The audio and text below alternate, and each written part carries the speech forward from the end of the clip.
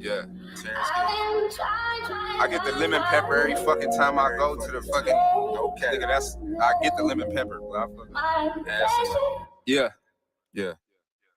Tryna make sure the fam straight, nigga, fuck the fame. Time for $1, tapping my watch like the nigga Dane. Tryna ball, come with L's, it's part of the game. Built different, those is lessons, you niggas is lame. Having issues I never had, feelings I never felt. A nigga playing Uno, not feeling the cards that I was dealt. Gotta check the tip on my temper, so hot I might melt. Nowadays, circles smaller than little ones that are on your belt. Nigga, since moms died, nothing really been the same. Sometimes I can still hear her calling my name. Tryna find better ways to deal with this pain. Instead of riding around with a stick, tryna shift the blame. Suicidal thoughts lately and I'm not proud. Feeling like I'm running from a dark cloud. But I still shine bright in a large crowd. Always been a quiet nigga that be smoking loud. Running laps on the beat, I still got stamina. Not the type of artist to act a fool for the camera. Clearly that's what they want, though, without a doubt. I'ma keep chasing my dreams while they chasing clout. Niggas deep like Wu-Tang yelling gang, think they big step. Alone shit go down there like Fred Hammond with no weapon. OG say you ain't a man if you need a man. That's why I really stunt by myself like I'm Jackie Chan, nigga. Try to get you under my pressure. I've been trying to get you under my pressure. Look. Big brother died a couple weeks after they let him free. While he was down, he always picked up the cell to check on me. Love my mother so much, he literally went to bat. Now they both gone and somehow I gotta deal with that. No baseball cap. Shit. I do it first and watch him copy like a yarn. Schooling you little niggas like LeBron. All my foster dads was bishops like Magic Don Wine.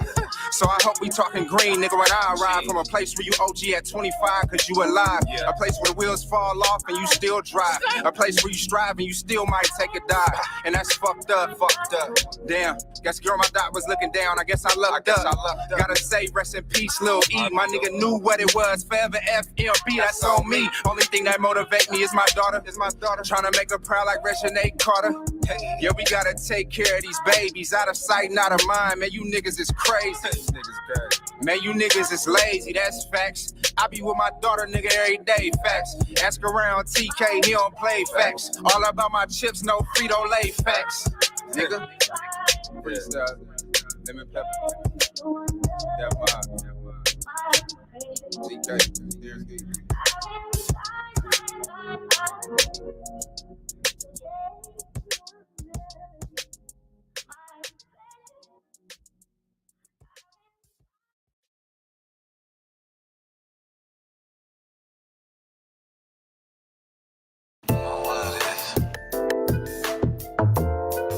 Yeah.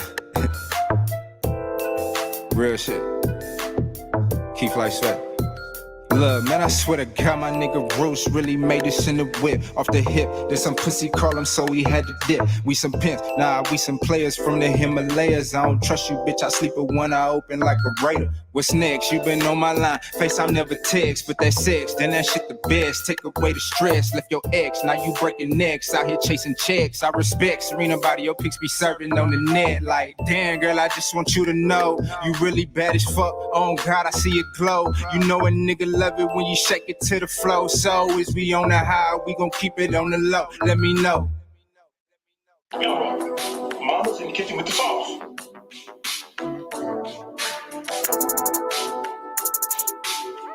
Yeah.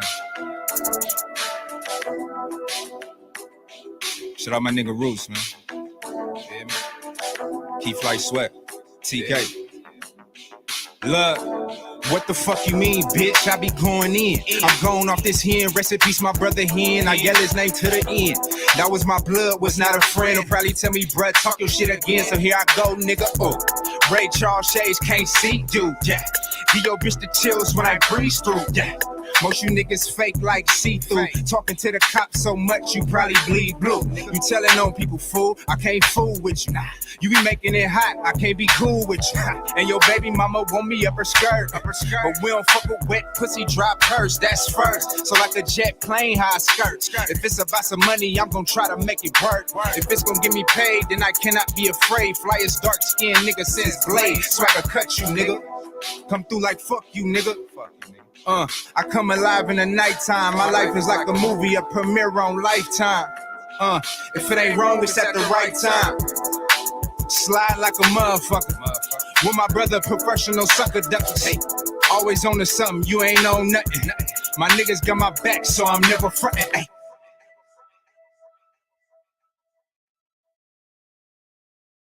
Roughly. Mama's in the kitchen with the sauce.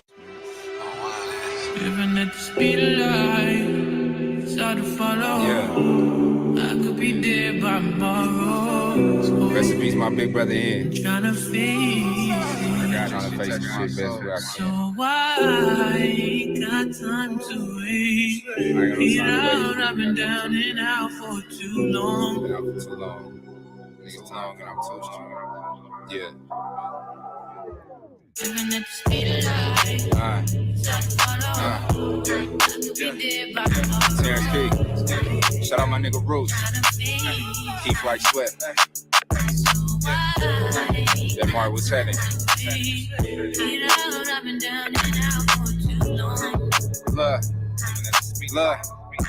Look. I'm living at the speed of life cause I'm just trying to make it. Shit is too real, nigga, I can't even fake it. Early morning moving too fast, but ain't got no time to break it. Cause I had to defend my life last night, a nigga try to take it. And I'm just trying to face it. Time ain't waiting, so I don't waste it. Gotta go get it, niggas tired of being patient. We come from the basement, elevation, blood, sweat, and tears on pavement. Now when we step out, it's a celebration. Fuck you mean, they did me dirty, so I'm coming clean. But I'm fresh, so I'm in her mouth, just like Listerine. My brother got 2 Ks, just like Krispy Kreme. Masked up at your door, but it ain't Halloween. But we still make them scream, do anything for the cream. Because we know that it rules. Niggas with the class with guns every day, but never shot up no schools. We just trying to bang blood, but I gotta swimming in pools. I guess this is what happens when no one follows the rules.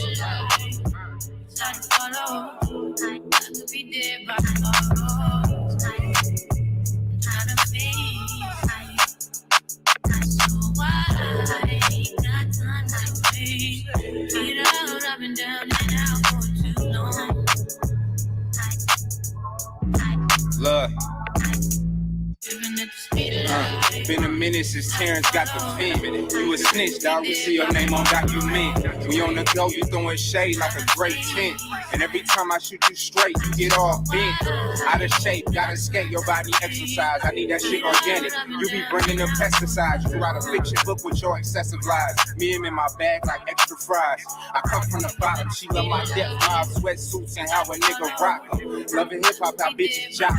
Just touched down in Atlanta. A nigga feel like Julio, but he was raised around wolves on Rubio. Still be on these hooks like Rufio. It's murder in the studio. Coming up, we ain't have Fruit Loops. We had Fruitios, nigga. You probably grew up spoiled brat, silver spoon. I remember walking in the back and seeing my dad light a spoon. Stop playing. Somebody tell me where these new niggas come from. I don't love them, don't trust them. Should we might as well rush them? If I give my little nigga some, he probably gon' bust him. But I don't want the crackers to come and cuff him. See, these days if you white, you can murder a nigga on TV and still get off. It's the same, but it's different like a spin-off. Cause when we do it, we just animals killing our own kind. When they do it, mental health, something is wrong with their mind. Goddamn. See, that's the type of shit that sound crazy to me. They play dumb, but it's simple like 1, 2, 3. A B and one, an F, and I'm a letter A, B, C. Keep it 100, genuine. I'm the same old G.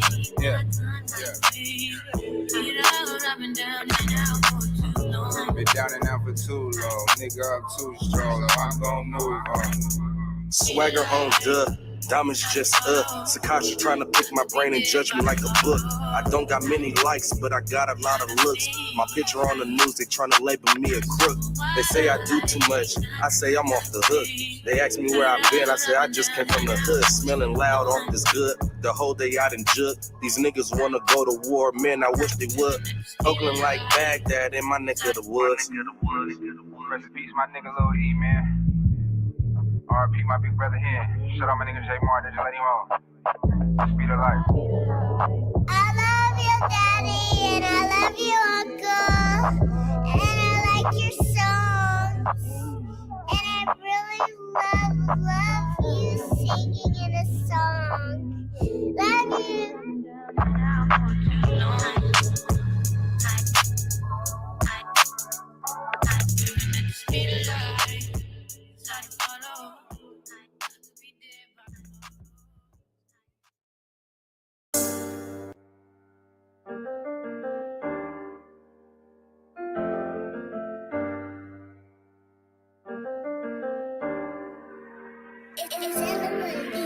I talk that shit to my hood, how we done lost it all. Had some good and bad times, never thought we would fall. It's like we even up the score, then we missed the ball. Hey, what's up, UV? Hey, Actually, I was listening to your show all day. what? Yep. What's up, baby? See the camera? What you do today in school? What you do? In the streets and they What you do? I know you just It's a race What to you my do? dreams down a long haul.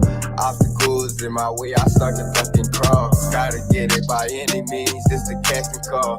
Free the gang that's behind the walls. Say it twice, let you know that I mean it, dog. Come from where I'm from, now you the underdog. Trying to control your life just like an analog. Life is blurred times, moving like you in the fog. Only the real. When we was young boys, R.I.P. Rome, man. But when we was younger, I mean, this is the block where he got killed on. You feel me? A small little altercation turned into something big. I mean, he wound up getting shot. Story was so crazy. He's the first nigga I had on twice. I'm like, man, we gotta get the story out, man. Yeah. I said, The roots, he let the beats be a bitch, and we never switch. Even if I'm rich, I'll be broke like I'm Mitch. Niggas talking down, but that's headed in the wrong direction. But I knock that shit out like the boxing section. Cause they can't touch what they can't see. All I gotta do is be the same me. All I gotta do is keep it G. Always be the same me. While I'm solid, boy, they can't change me. No. What's going on? What's going on, man? We live from the boxing section, man. What's going on? What's going on with everybody today? Listen, man. Shout out to DJ, man. My motherfucking dog, man. He gonna hold it down for me tonight for the MMA. Like y'all know, man, I've been working like a fucking slave, man. I'm tired as a motherfucker, man. But I'm gonna be on here as long as I can. I told you I gotta be consistent, so I gotta, whether I'm feeling good, I'm feeling great, feeling bad, man, I gotta get on, man. So I just appreciate DJ, man, for giving me that extra push that I needed, you know what I'm saying, to be with y'all tonight, man, because, man, I'm going through some shit, trying to get this house, trying to find time with the kids, still do the podcast, you know what I'm saying? I feel like I let y'all down. You know what I'm saying? When I don't come on, I feel like I let y'all down. So I'm trying to do all these things. But, enough of that soft shit. Shout out to my motherfucking dog. You know what I'm saying? The sex symbol. You know what I'm saying?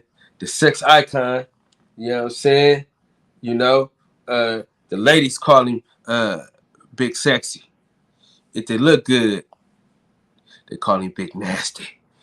AKA Big Freaky, AKA the Juggernaut, you know what I'm saying? AKA the best co-host a nigga could ask for, man. You know what I'm saying? My motherfucking dog, man. You already know who it is. We ain't gotta say much. When I say the sex symbol, you know what I'm saying? When I say the sex icon, you know what I mean? The Juggernaut, you know what I'm saying? Head Stanford. My motherfucking dog, man. You know what I'm saying? This is a solid nigga, man. I wouldn't ask to go to war with nobody else as it pertains to this YouTube shit, man. Whenever I feel like shit is getting a little too hard for your boy, I know I can count on my nigga, man, every time, all the time. You know what I'm saying? Shout out to my motherfucking dog, man, DJ, the gorilla killer, the killer gorilla, however you want to say it, man. My nigga. What's happening, big dog? What's going on, brother? What's going on? Hey, listen, How we man, feeling I tonight, appreciate man? you, man. Everything You all gave me right with you? that, huh? I said everything all right with you? Yeah, man. You gave me that quick, swift, and ass, man. You know what I'm saying? I needed that shit, dog. Oh, man. And Sess, what's up with the big dog? Freak, what's up, man? My boy D Free in here, man. Dorian, man. What's going on? Damon, what's up, man? Rob Brown, YV, King Doc, what's up, man? We in here. Yeah, man. No, the thing is, bro, on some real shit, man. I be struggling, man, with trying to be a great father, but still trying to provide. You know what I mean? Still trying to find time for the kids, plus this and that. You know what I mean? And shit, man, that shit be hard sometimes, man, to try to balance the scales. You know what I'm saying? Because I feel like I'm never at home. And shit, when I'm home, I'm on here. Feel like that's what I be feeling like, you know? So I feel you, man. I feel you. Been on full daddy duty all day, man, trying to, get these bills and stuff paid and wrangling, man. We got fucking 50, 60 cases of Girl Scout cookies in the living room right now, trying to fill orders, man. Running around trying to give everybody their stuff. So, it's been a busy day. Then had my 2-year-old fall asleep on me, so I had to peel her off me. yeah, man. It's like listen. I'm burning the candle on both ends, and I think I lit that shit in the middle as well, bro. You know what I'm saying? Man, like, I know the feeling, brother. I know the feeling. I'm trying to, man. Listen, man. Work at this hospital, bro. You just see so much, man. And I just want to put my kids in a position where, shit's easier. You know. Absolutely, man. But enough of that soft shit. Fred said something one night that really resonated with me. He was like, "I'm gonna get it out the mud so my son can get it out the bank." I was like, "Yeah, that was some fly ass shit, dog. I'm gonna apply that to everyday life, man." So I've been just trying to put my daughters in a position where, hey, listen, I've told her, even though she's 9 now, I told her, I was like, look, if you get a scholarship, all this money I'm saving for you to go to college, you can buy you the flyest car ever, be the flyest freshman on campus. So, yeah. That's just where I'm at with it right now. But enough of that soft ass shit, man. Wow, G, yeah, man. Hey, America don't care about your black dudes problems. getting beat up. Hey, we talking about dudes getting beat up tomorrow, man. Some dudes somebody going to sleep tomorrow. Hey, DJ, you heard me, bro? What'd you say? America don't care about your black problems, nigga. Right. But man, this UFC card is gonna be absolutely amazing. Tomorrow night, I almost said last night was gonna be amazing. Tomorrow night, you got the champ, the reigning, defending, undisputed middleweight UFC champion of the world, Israel, the last style Bender Adesanya fighting tomorrow. He's rematching Robert Whittaker. They had a fight, I think it was 2 years ago. No, 3 years ago now, excuse me. Down in Australia, and Izzy got the win via knockout. He actually knocked out Robert Whittaker twice, knocked him out at the end of the first round, but he wasn't able to, hit him with any follow-up shots because the bell rung to end the round. So, he ended up coming back, knocking him out in the second round. So, this is a rematch. Robert Whittaker went on a tear. I think he won 3 straight fights against really great opponents. He did it the right way. He didn't complain. He didn't say I wasn't myself, and didn't make any excuses. He just got back in the gym, got 3 great wins against Kelvin Gastelum, Darren Till, and Jared Cannonier, who's also fighting on this card. I'll get into that in a second. But he worked his way back up to another title shot, man. That's the beautiful thing about MMA.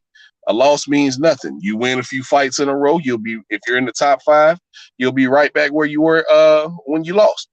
So that fight is going to be amazing, man. I'm so happy for Izzy that he got that new deal. I don't have any numbers as to what he's going to be making per fight, but I saw my man with the iced out AP yesterday at the press conference, man. So he's doing well. He's doing very well. In the words of the great philosopher Terrence Keith, we eating over here have a food fight. Right.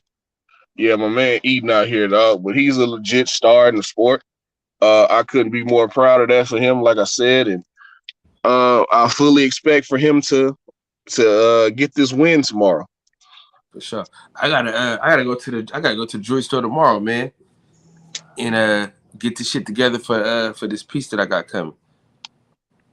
Oh, word? Yeah, I ain't like how matter of fact, I'll show it to you.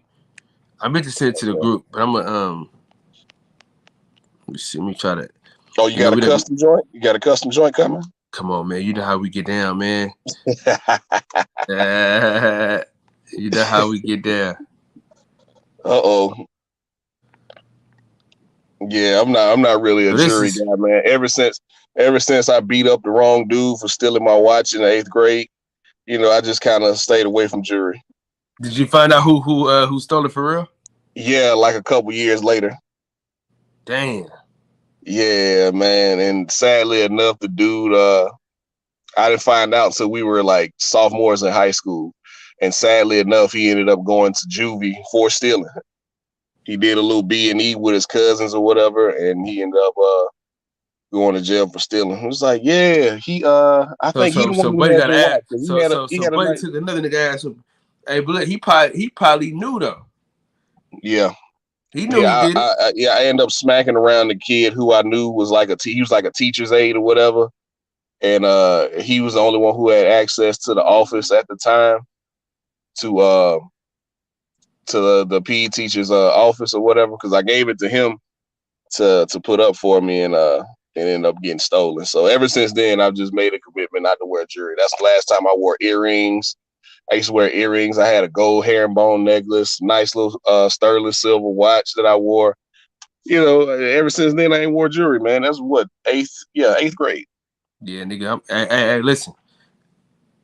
By hook or crook, if I come across it, if I become a young millionaire, you gonna have a box section chain, nigga. Believe that. But this is it right here, though. I don't like it. They gotta fix some shit on it. Oh, okay. Yeah. I don't like how the rose gold look on that gold. What you think? I mean, it's fly, man. I don't know what the problem is with it. That's fly. I don't know. We'll see.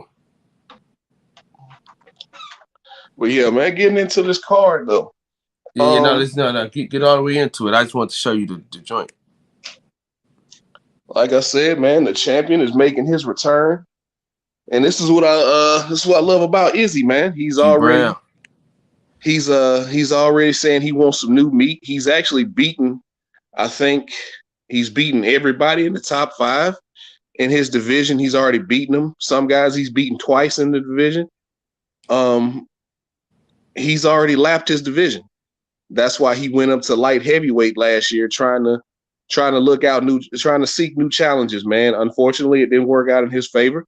He lost a close decision to Jan Blachowicz, who was the champion at the time. But, my man dared to be great. He gave up his old daring to be great. Now he's moving back down to middleweight again, trying to defend his title.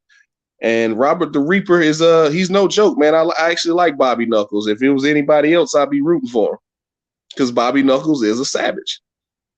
But unfortunately, it's just some guys out there who got your number, and I believe Israel Adesanya has his number.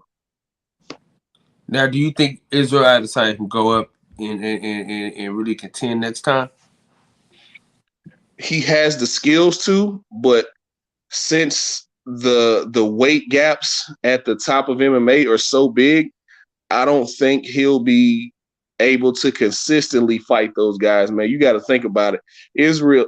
Izzy's naturally probably 200 pounds, and he cuts down to 185, right? Does it with ease.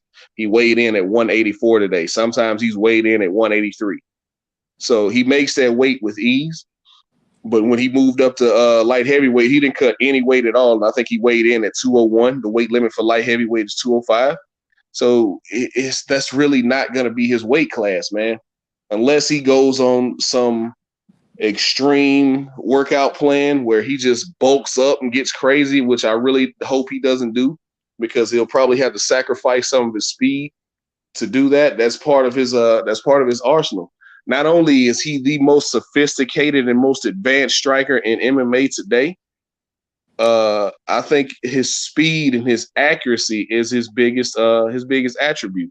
He hits guys with shots that they don't see coming, and it's that fading. His best strike, I want to say, he has lightning fast kicks, and he just whips it out there.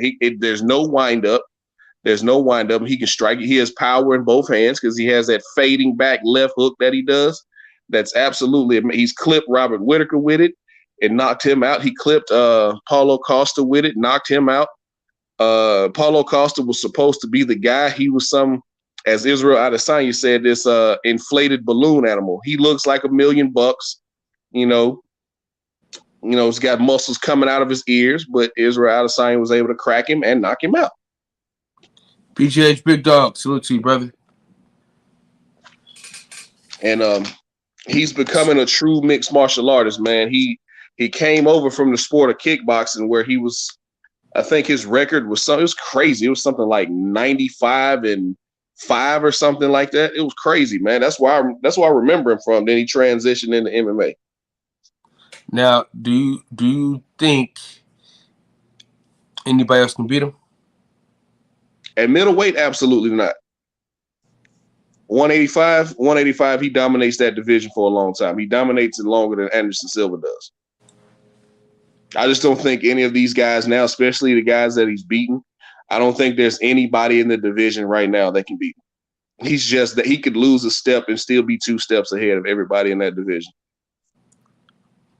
And Fitz, man, appreciate you, Big Dog. What else fight are you excited to get down on? Man, the co-main event, I guarantee you it's going to either go one of 2 ways. Either this fight is going to be an absolute snooze fest or somebody's going to sleep within a round and a half. We got the Black Beast himself, Derek Lewis, coming back tomorrow. Yes, he's fighting for the second time in 2 months. He just got not since he lost to Cyril Gahn last summer. He knocked out Chris Dawkins back in December. And now he's about to fight another fighter that I'm very fond of, another Aussie. Well, I think he's from New Zealand. No, he's an Aussie. It's Tai Tuivasa. Oh, Bam Bam Tuivasa. I enjoy watching both of these guys fight because they're straight swinging and banging, man. They have good technique, but there's not a lot of technique in what they do. They're just trying to land. And Tai Tuivasa has really good kickboxing. He comes from that kickboxing world. He has really good kickboxing, and we all know about Derek Lewis. He has the most knockouts in UFC heavyweight history, and he's looking to extend that record tomorrow. But Bam Bam Tuivasa has a chin on him, even though he's been stopped. Both guys have been stopped before, but just by listening to him talk at the press conference yesterday, they're going to meet in the middle of the cage and they're going to start swinging. And whoever goes down first goes down first. So this is going to be an exciting fight. I'm rooting for Derek Lewis. As you know, he's one of my favorites. But if Bam Bam Tuivasa wins, I'm looking for the most vile, disgusting, absolute stomach-turning celebration known to man, known as the shoey. He does a shoey after every knockout. What the hell is that? A shoey is you drink beer out the shoe? Yeah. When he drinks beer out of his shoe. He not out of his shoe, somebody else's shoe. It can't be your own shoe. It's the absolute most disgusting shit I've ever seen in my life, besides childbirth. But I enjoy watching that celebration. Yeah. Huh? He need to lose just for that. Just for that. It's crazy, man. After he knocks the guy out, he'll ask for somebody's shoe. He's asked for Joe Rogan's shoe. He's asked for some more announcer shoes, but he'll go down the crowd, as he's going back to the locker room, or he'll ask for his friend's shoe. And sometimes, Kyle, he'll even have him spit in it. What? Yeah. Some people spit in it, man. That's part of it. You have to. Somebody has to spit in it. All right, next fight. No, man. But it's gonna be a great fight, man. It's either gonna be a great fight, or these guys are gonna respect each other's power too much and not throw anything like Francis and Derek did. Even though Derek had an injury and Francis was coming off a loss, so he was really gun shy.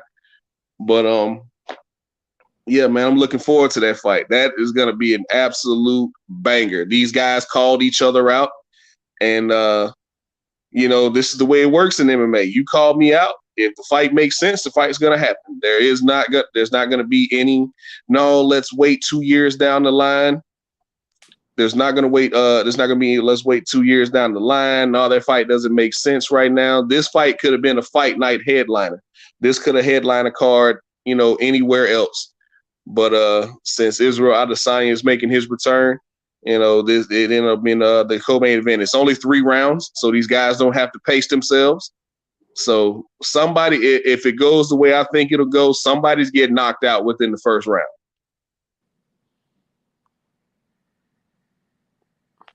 Okay. Another fight on this card, you got Bobby King Green, California's own Bobby King Green, fighting against Nasrat Haqparast. Oh, you skipped This some people, fight is dog. This fight is it's one of those sleeper fights on the card where it could end up being fight of the night. They got a lot of losses. Huh? A lot of losses. Yeah, Bobby Green has a lot of losses, but he gives up. This beautiful thing about MMA. He's lost a lot, but he's very entertaining, man. Sometimes he'll get caught up in being a showman and forget to fight. But he's gonna walk forward no matter who he's fighting. He's gonna walk forward with his hands down because he has absolutely excellent head movement. He's very hard to hit, but sometimes he'll just forget to throw back. Boy, I'm looking he has great head movement and hand speed, but sometimes he'll forget to throw back, and he'll just in three round fights, you just can't afford to give up rounds. Look at this picture right quick. God damn. Tell me who this fight was against.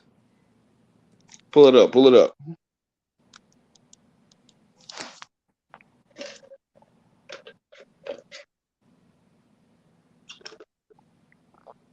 Oh, yeah. Yeah, he got his shit split open one fight. I forgot who that was, man.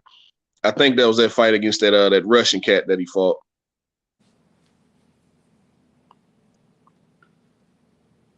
But yeah, he's had a lot of close losses, man. He's had some Angela Hill type losses, if you know what I mean, for anybody who follows the sport.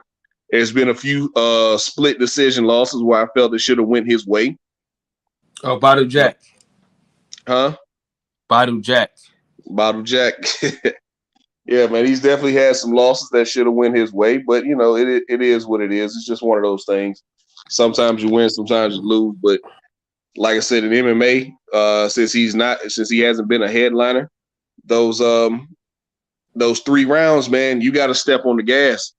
You can't afford to give away that first round because now you got to win the next 2 to win the fight. And if you win the second round and that third round is close and you leave it up to the judges, it don't always go your way. Why do you think Dana White kept him around? Because he's very entertaining and he wins as much as he loses, as you see. Because he got rid of a lot of people for less. Yeah, Dana will, if you're not making any headway towards a title shot, he'll because he signs people who he feels has championship potential. If he just feels like you're gonna be a guy, or a girl, he doesn't sign you. He only signs people who he feels, and people who sign you, who signs talent to the UFC. They only sign you if they feel like you have championship potential, right?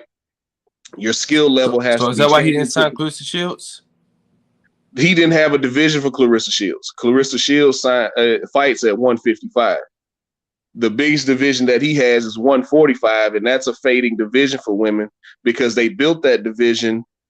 Well, they created the division for Cyborg, and then she ended up getting knocked out by Amanda Nunes.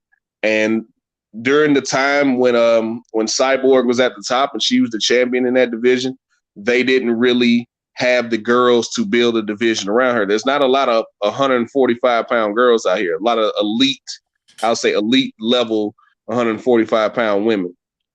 But it's just they created that division for Cyborg and she lost, and then there was the spat that Dana had with her management, and so he decided not to re-sign her, and it worked out well for her because she got to go back with Scott Coker over there in Bellator. They had a good relationship, so it worked out for everybody.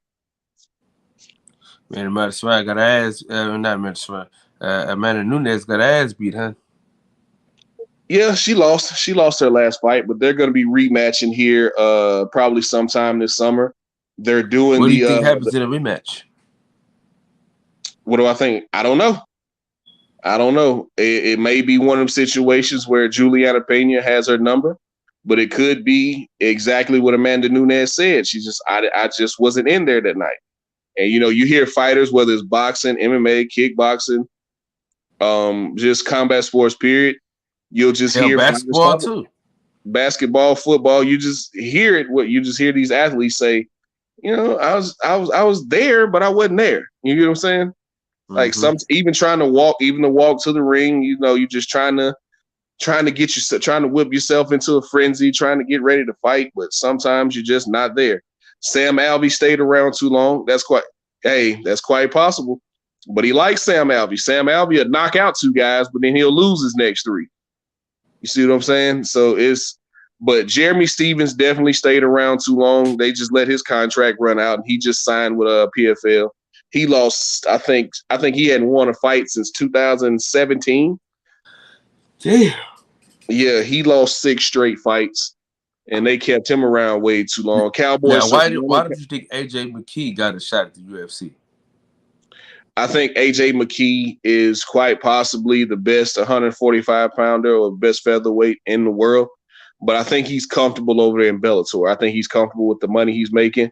I think Bellator fighters, by and large, because they get to have their sponsors, they make more money than UFC fighters. Not the champions, but the mid-level guys and the lower-level guys, and the guys and girls, because they get to have their sponsors. I think they make more money over there. You get a guy who's like Corey Anderson, who he was a perennial top 5 contender, just like Ryan Bader. He was a perennial top 5 contender at light heavyweight in the UFC. He just couldn't beat those top guys. He couldn't beat the championship level guys. You get Corey Anderson, who get right on the cusp of a title shot in the UFC, but he'd always lose. He said in his 2 or 3 fights over in Bellator, he's made more money than all of his fights in the UFC. And I think he had like 8 or 9 fights in the UFC. That's because he came along. Wayne, stop it. We not even talking about that tonight. Stop it, man. Blair don't even believe that. But anywho, like I was saying, did you see that video that Las Vegas Leon posted? No, I did not. Where I basically told him to his face that he did not want them problems. Yeah, just like Boots told him he didn't want them problems. It was like, man, you gonna get hurt out here. Stop playing. So, it is what it is, man. It's just he was just trying to get his name out there, and I respect it. But well, back to this MMA thing. Anywho, who was I on?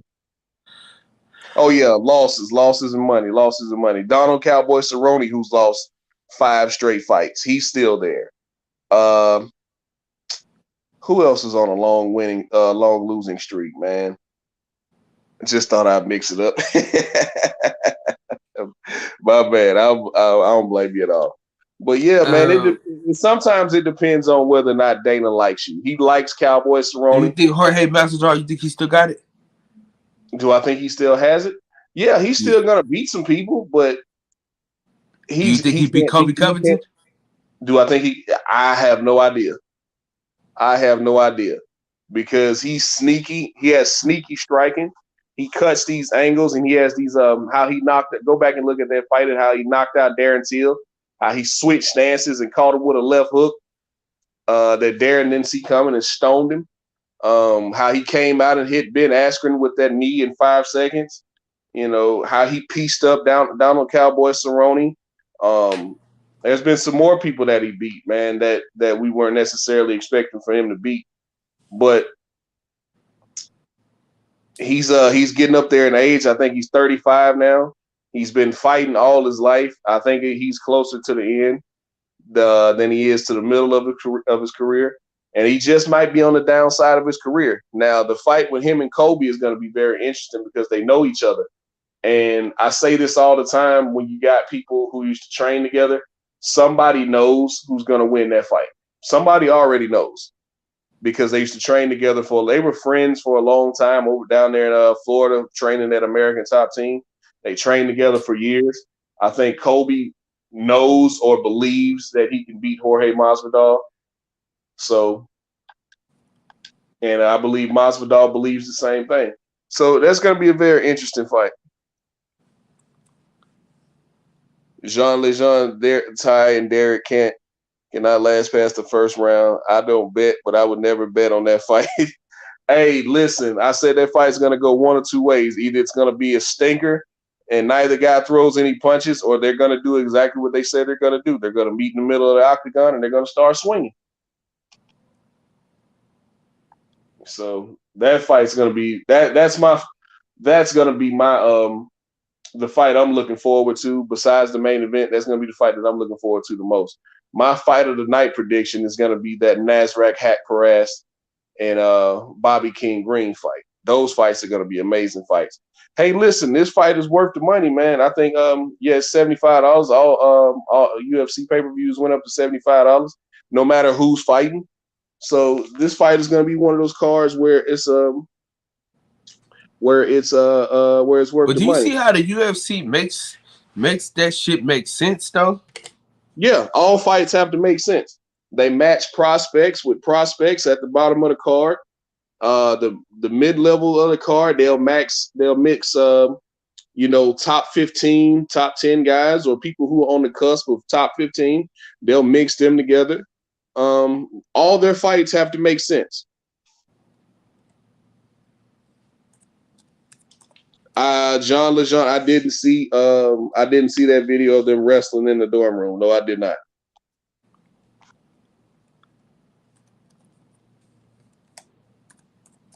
But Kobe was actually, for a lot of people who don't know, Kobe actually was roommates with John Jones in college when they were both at Iowa Central. I think it was Iowa Central, and they were both on the wrestling team together. Yeah, so they were actually roommates. And Kobe said John's always been this way, which I believe. What, a dickhead? Yeah. A weirdo.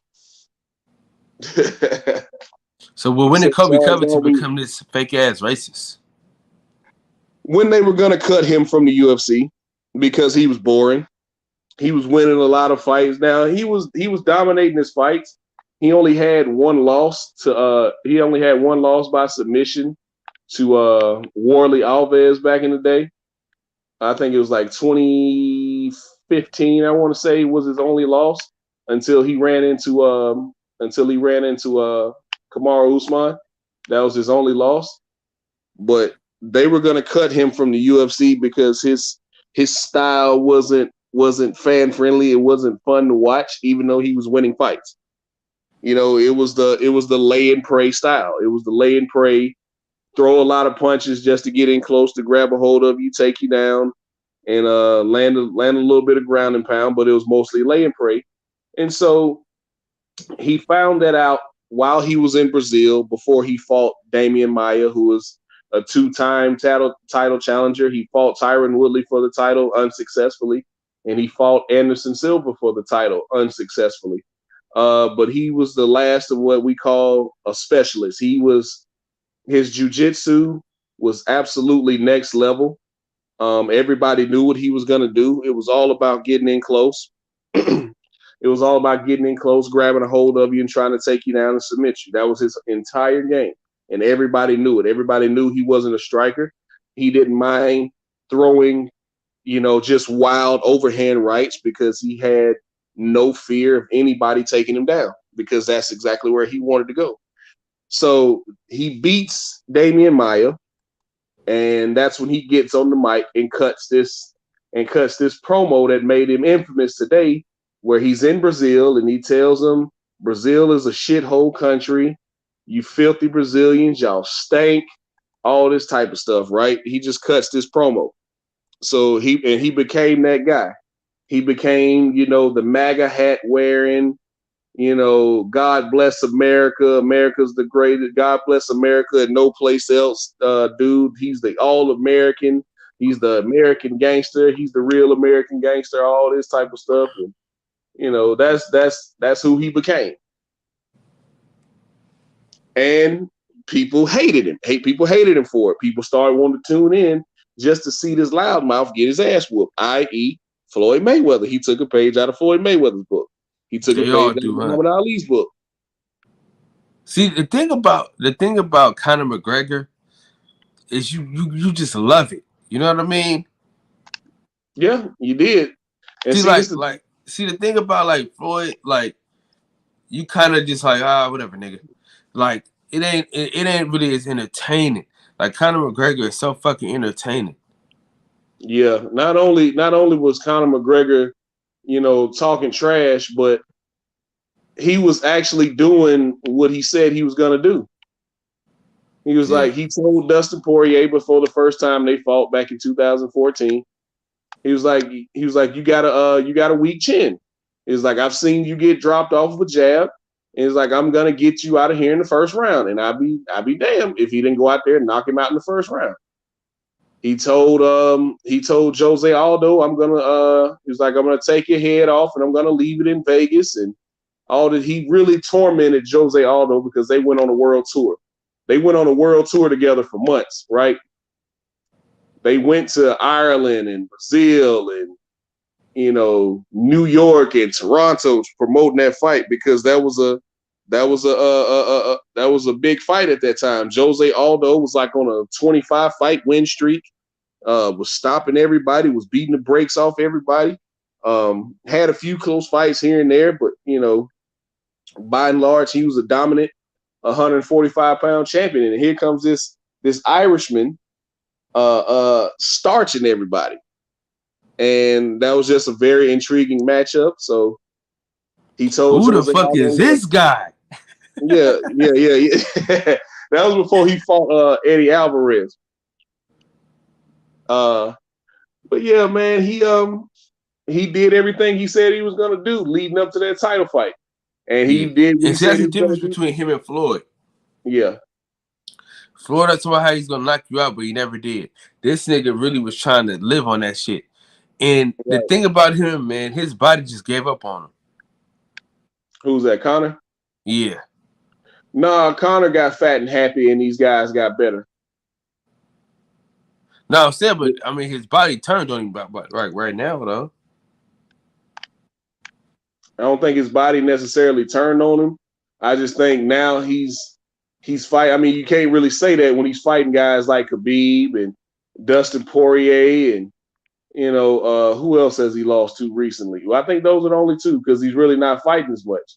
Oh, Nate Diaz. Nate Diaz was the first one to really like pull his card where that trash talk didn't matter because that was Conor's thing. Connor's thing was mental warfare. He'd win the fight because guys would come in there so pressed trying to knock him out because, he's talked about you, for weeks leading up to the fight, told you how you had no chance, how he's going to stop you in the first round. So, once the bell rings, hands on that motherfucker. You just tense in there and the moment was getting too big for these guys. And,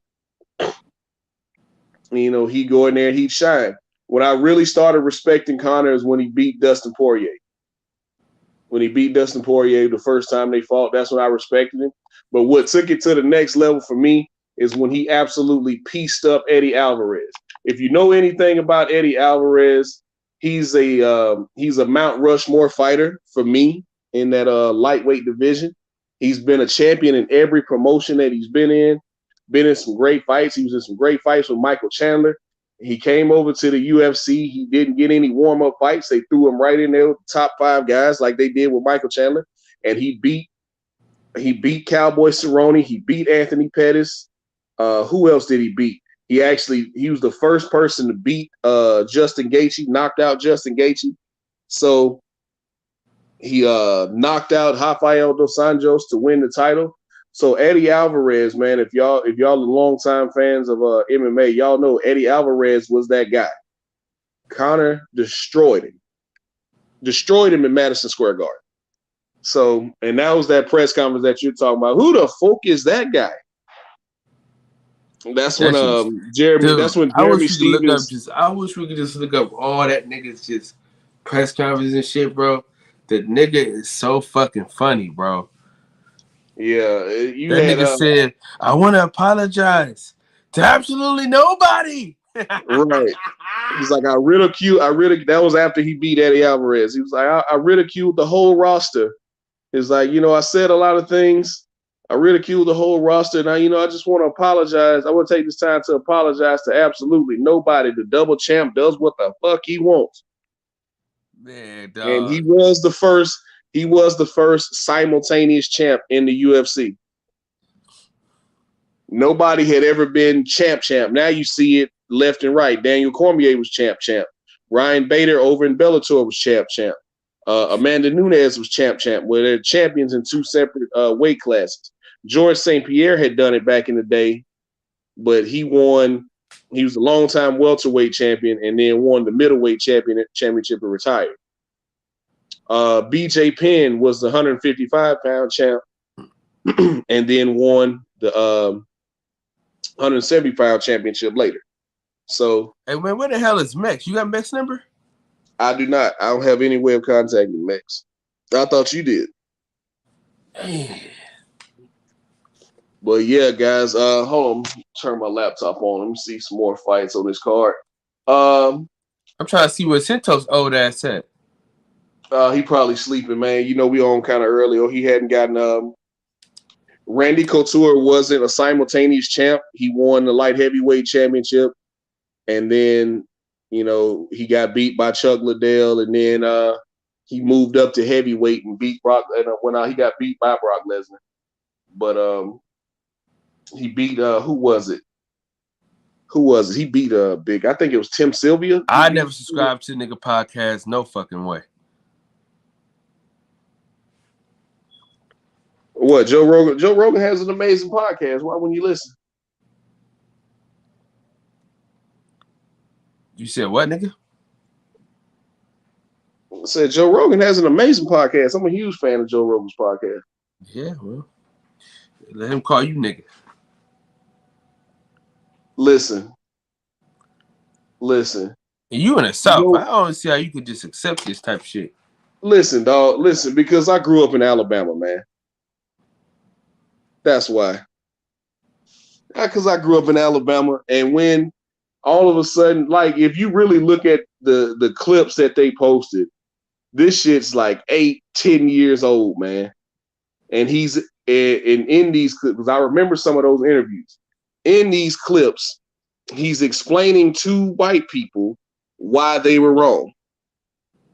True enough, he said nigga, but he's trying to tell white people why they're wrong. If you know anything about Joe Rogan, if you follow his career, you know he's not racist at all. I don't know that. People not, well, I'm telling you, I've been following his podcast, been following his career, like he's not racist at all.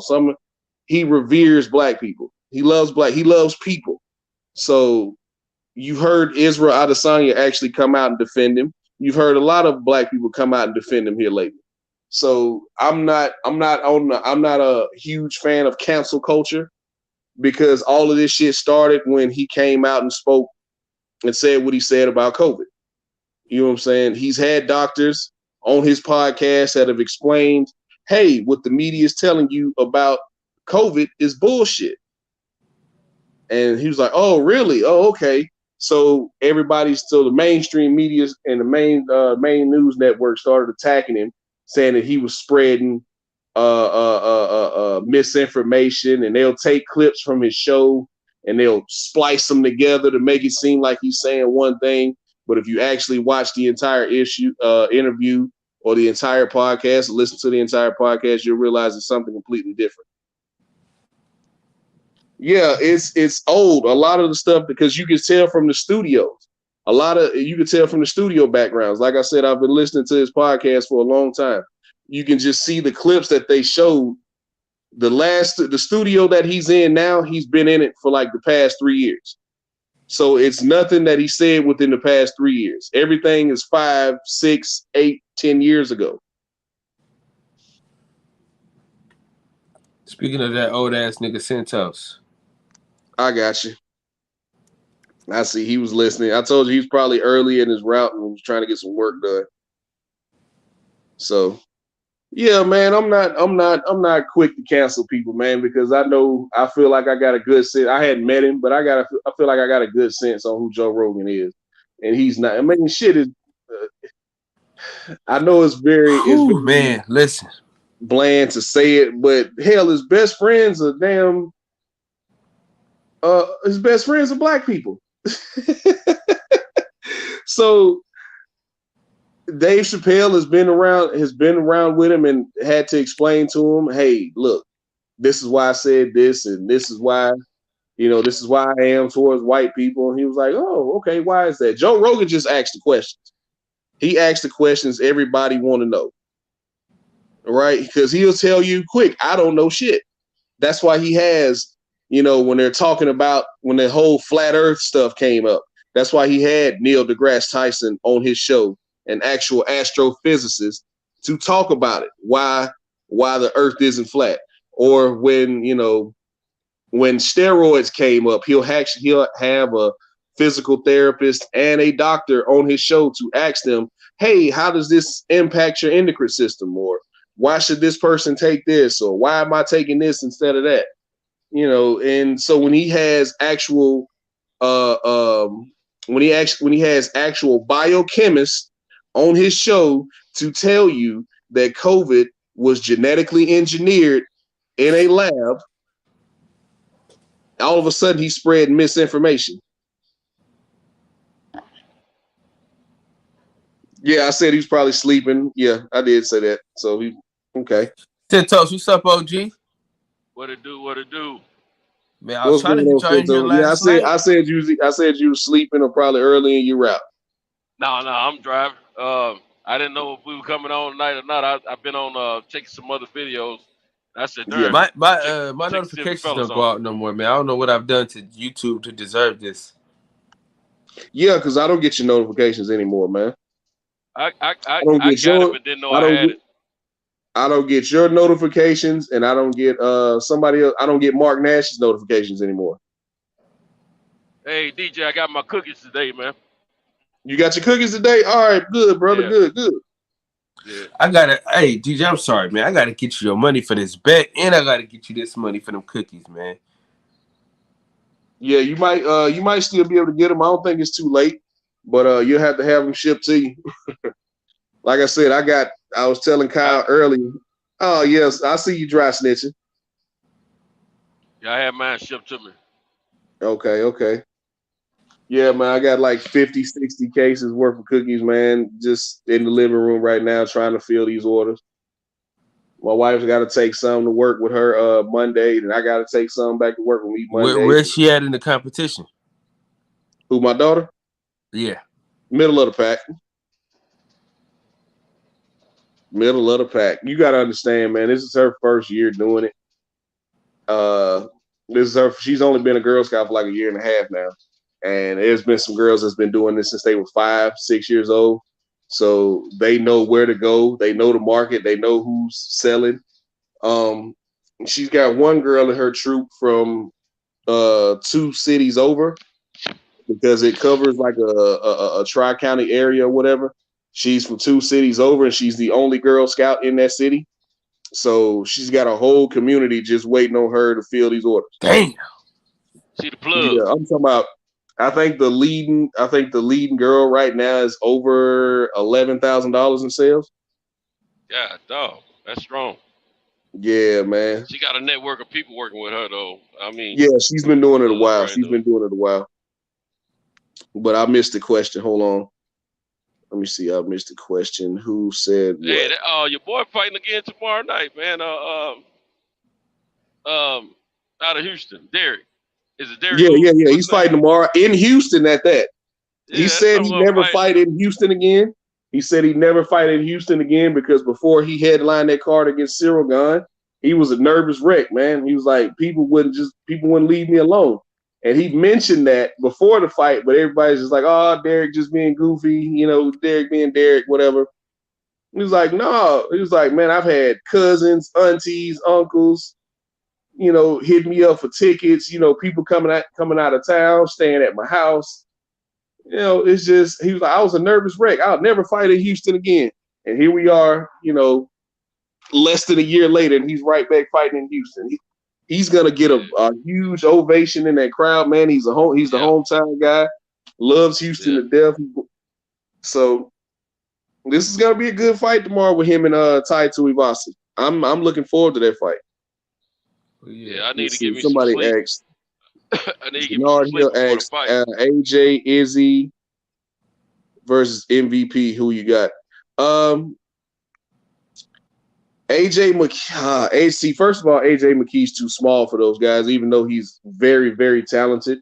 And I've said numerous times he's part of that new class of MMA fighter that actually trained everything together. See, Izzy and MVP. Izzy's a kickboxer. He came from kickboxing. He was a highly successful kickboxer. And MVP came from that point karate, that point karate world where it's touch and get out. That's why his style is the way it is. He did some kickboxing. He actually has a couple boxing wins. He's called out Jake Paul.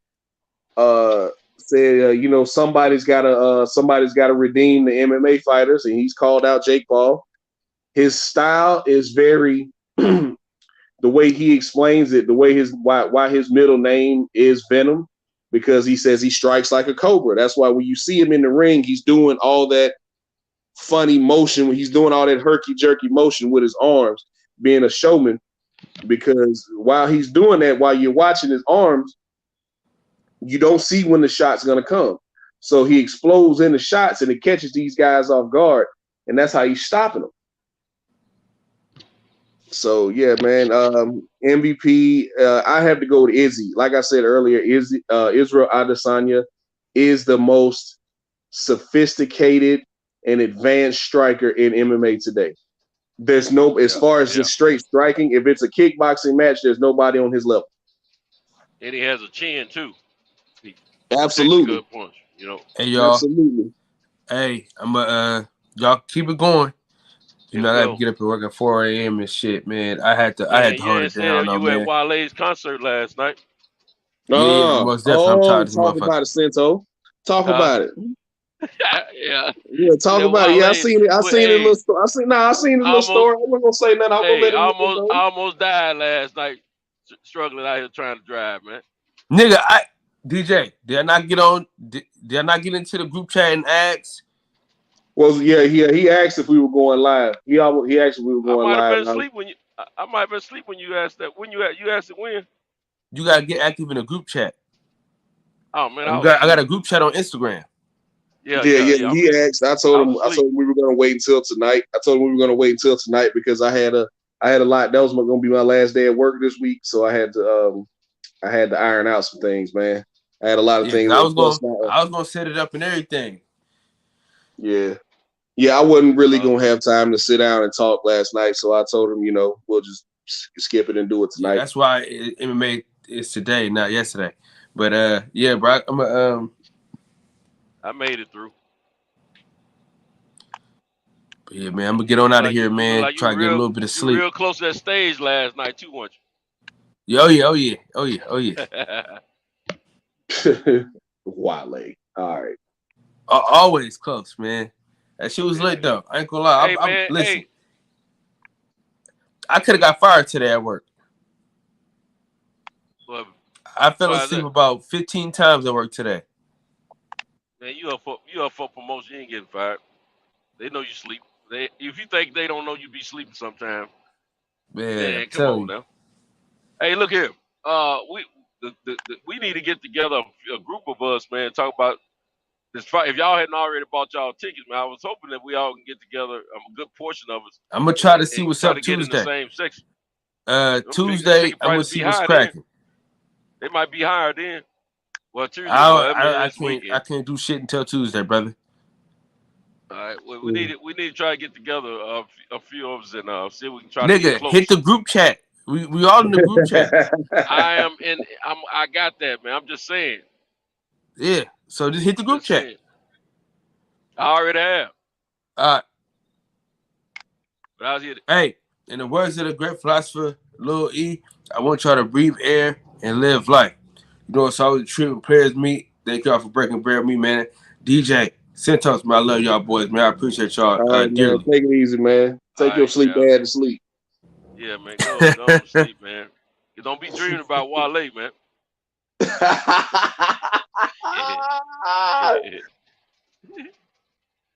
Oh man. Yeah, man. Man, he's out of there. What's going on, Sento?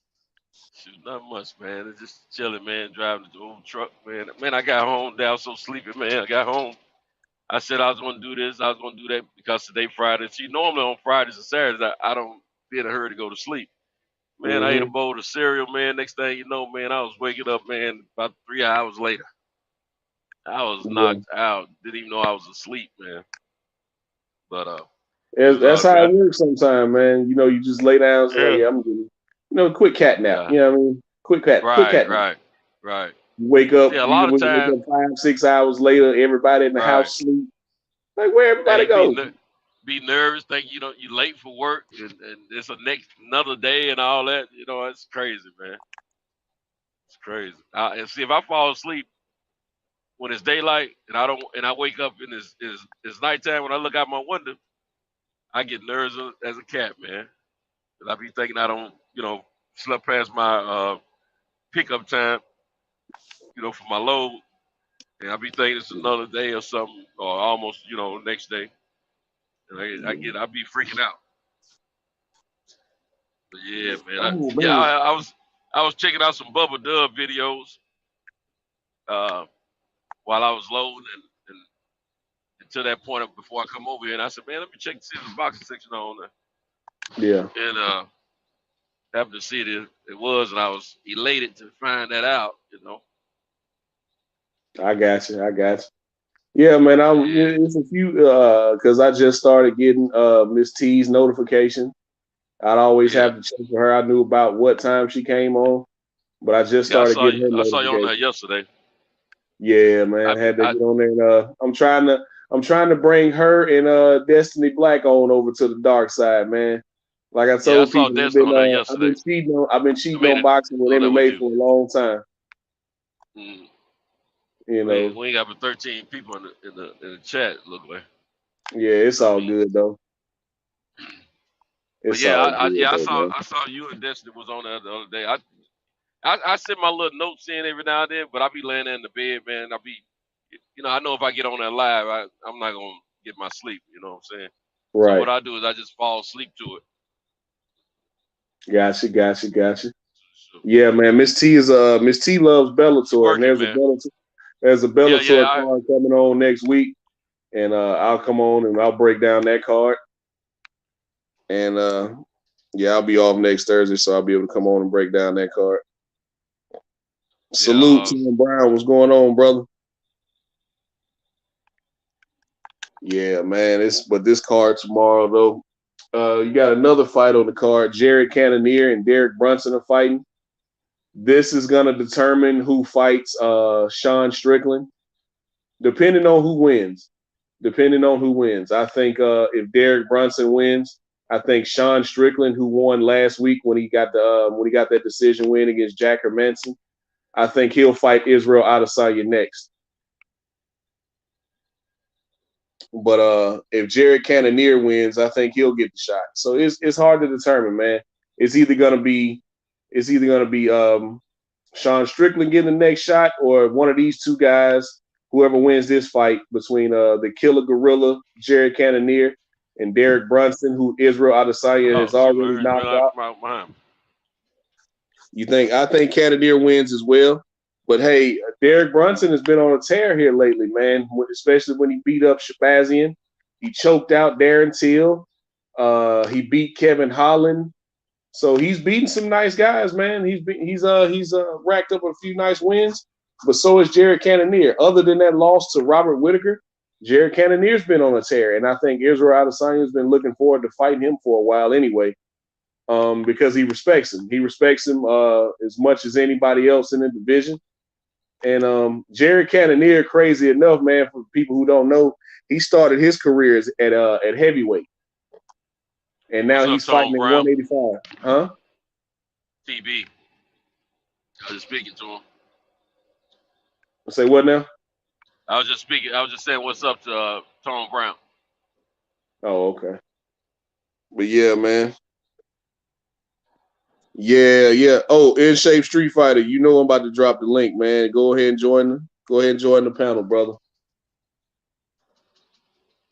Yes, sir. Yeah, I'm looking forward to that Cannonier and Brunson fight, man. That's gonna tell a lot about who Israel fight next.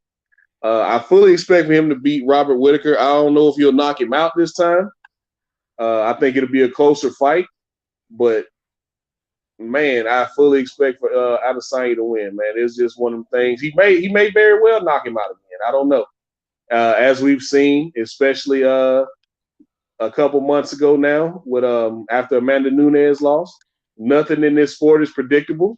This sport is as unpredictable as any sport in the world. Nobody could have predicted that this 13-year-old not 13-year-old, but this 13-0 greenhorn was going to dethrone Anderson Silva a few years ago. His name was Chris Weidman. Nobody saw that coming. Nobody saw John Jones almost losing to Alexander Gustafsson. You know what I mean? So nobody saw Holly Holm. Well, a few people did. Because there was always whispers about this chick out here named Holly Holm who could give Ronda a run for her money. But nobody really saw that coming. She was like a 15-1 underdog. So nobody saw that coming. This sport is as unpredictable as any sport on the planet. So, it's hard to say anything's a sure thing, but I fully expect Izzy to win this fight tomorrow. Bam Bam Tuivasa and Derek Lewis. Damn, I'm excited for that fight, man. Because like I said earlier, both guys wanted this fight and the fight happened. They only started talking about this fight after Derek Lewis won in December. I think Tuivasa fought, I want to say he fought hold on, I can look that up. I ain't even got a guess. They seem to have a good level of respect for one another too. They do. They called each other out, man. Yeah, and they both said they're gonna be trying to knock one another out. And Derek said, "Well, let's get some swinging and banging. Let's get the swinging and banging." Yeah. He was like, "Shit, ain't nothing else to talk about. Let's get the swinging and banging then." In Shape Street Fighter, my guy, what's going on, brother? How you feeling? What's good, y'all, man? I'm all right. Y'all all right? Oh, yeah, man. Oh, yeah, just excited about this card tomorrow, man. Let me speak to the chat real quick, because I hadn't done that as I come through the door a minute ago. I want to send a shout out to all the chat. Sylvester, Dwayne Freeman, is that Dorian? Dorian. Damon, Yova, Keen Doc, Rob G Films, my brother, what's happening? Wayne, what's up, Wayne? Wayne, keep me straight. G Brown, what it do? PGH, Big Dog. Anthony Fitzgerald, what it do? John Lee Jeroen. Jean Lejeune, that's how I pronounce it, John Lejeune. Yeah, John Lejeune. I don't know. He gonna have to come on the panel one day and tell us how to pronounce it. Yeah. Janard Hill, until then, it will be incorrect. Yeah. Until then, we gonna butcher it. Yeah. So, let's see. AJ McCoy, I mean. AJ McCoy. Shout out to, let's see who else. I know we got someone, Jay Gibson. Yeah, and of course, my brother, Tone Brown. All right. Now I feel better. Let's proceed. My brother, yeah, appreciate y'all staying up late with me, man. I appreciate that. Man? But yeah, In Shape Street Fighter, what fight you looking forward to the most tomorrow? Yeah, a couple of them. Like you said, when you brought up Cannonier, like because I'm back here watching, like I'll be telling y'all in the cheap seats. But I thought Cannonier was gonna be doing a little more than what he's actually doing now, and the fact that he's finna fight Brunson, you know how they both fight. So I'm most definitely looking forward to see who's gonna try to do what they do. He seemed like he was serious too. I've been trying to follow, the all access, the other stuff like that. As far as look at their temperament, see how they feeling and talking. Because both of them been known to just press the gas sometime, and that's what get them caught up. So like I said, I do want to see how that's gonna go. And Mata Ferry, I'm one of her. Oh yeah, the Happy Warrior fights tomorrow too. She getting ready to retire. Actually. Yeah, Roxanne Mata Ferry, man, she's been fighting since what 2010. Man, I didn't realize she had 50 fights, bro. When she said that, I was like, damn. Like, oh, yeah, man, she's been fighting a long time, man, a long time. Since 2010. Yeah, I think she's been fighting since like 2009, 2010, something like that. That's a little longevity in the MMA. Yeah, man. Yeah, she's a very complex individual, man. She's actually one of the few people in the world who's qualified to teach English. She teaches English in Japan, or taught English in Japan, one of the two. Oh, that sounds familiar. Yeah, man. I think I've seen her fight a few times. She came up. She started around the time the Shayna Baszlers, the Ronda Rouseys. She started during that time, so she is a true pioneer of women's MMA. Yeah. And it's just she's I had. I remember a story about a chick MMA fighter that was teaching English in Japan. Yeah. She's a teacher by trade, man, but she just loves martial arts. Mm-hmm. Yeah, man. Hey, okay. I appreciate it.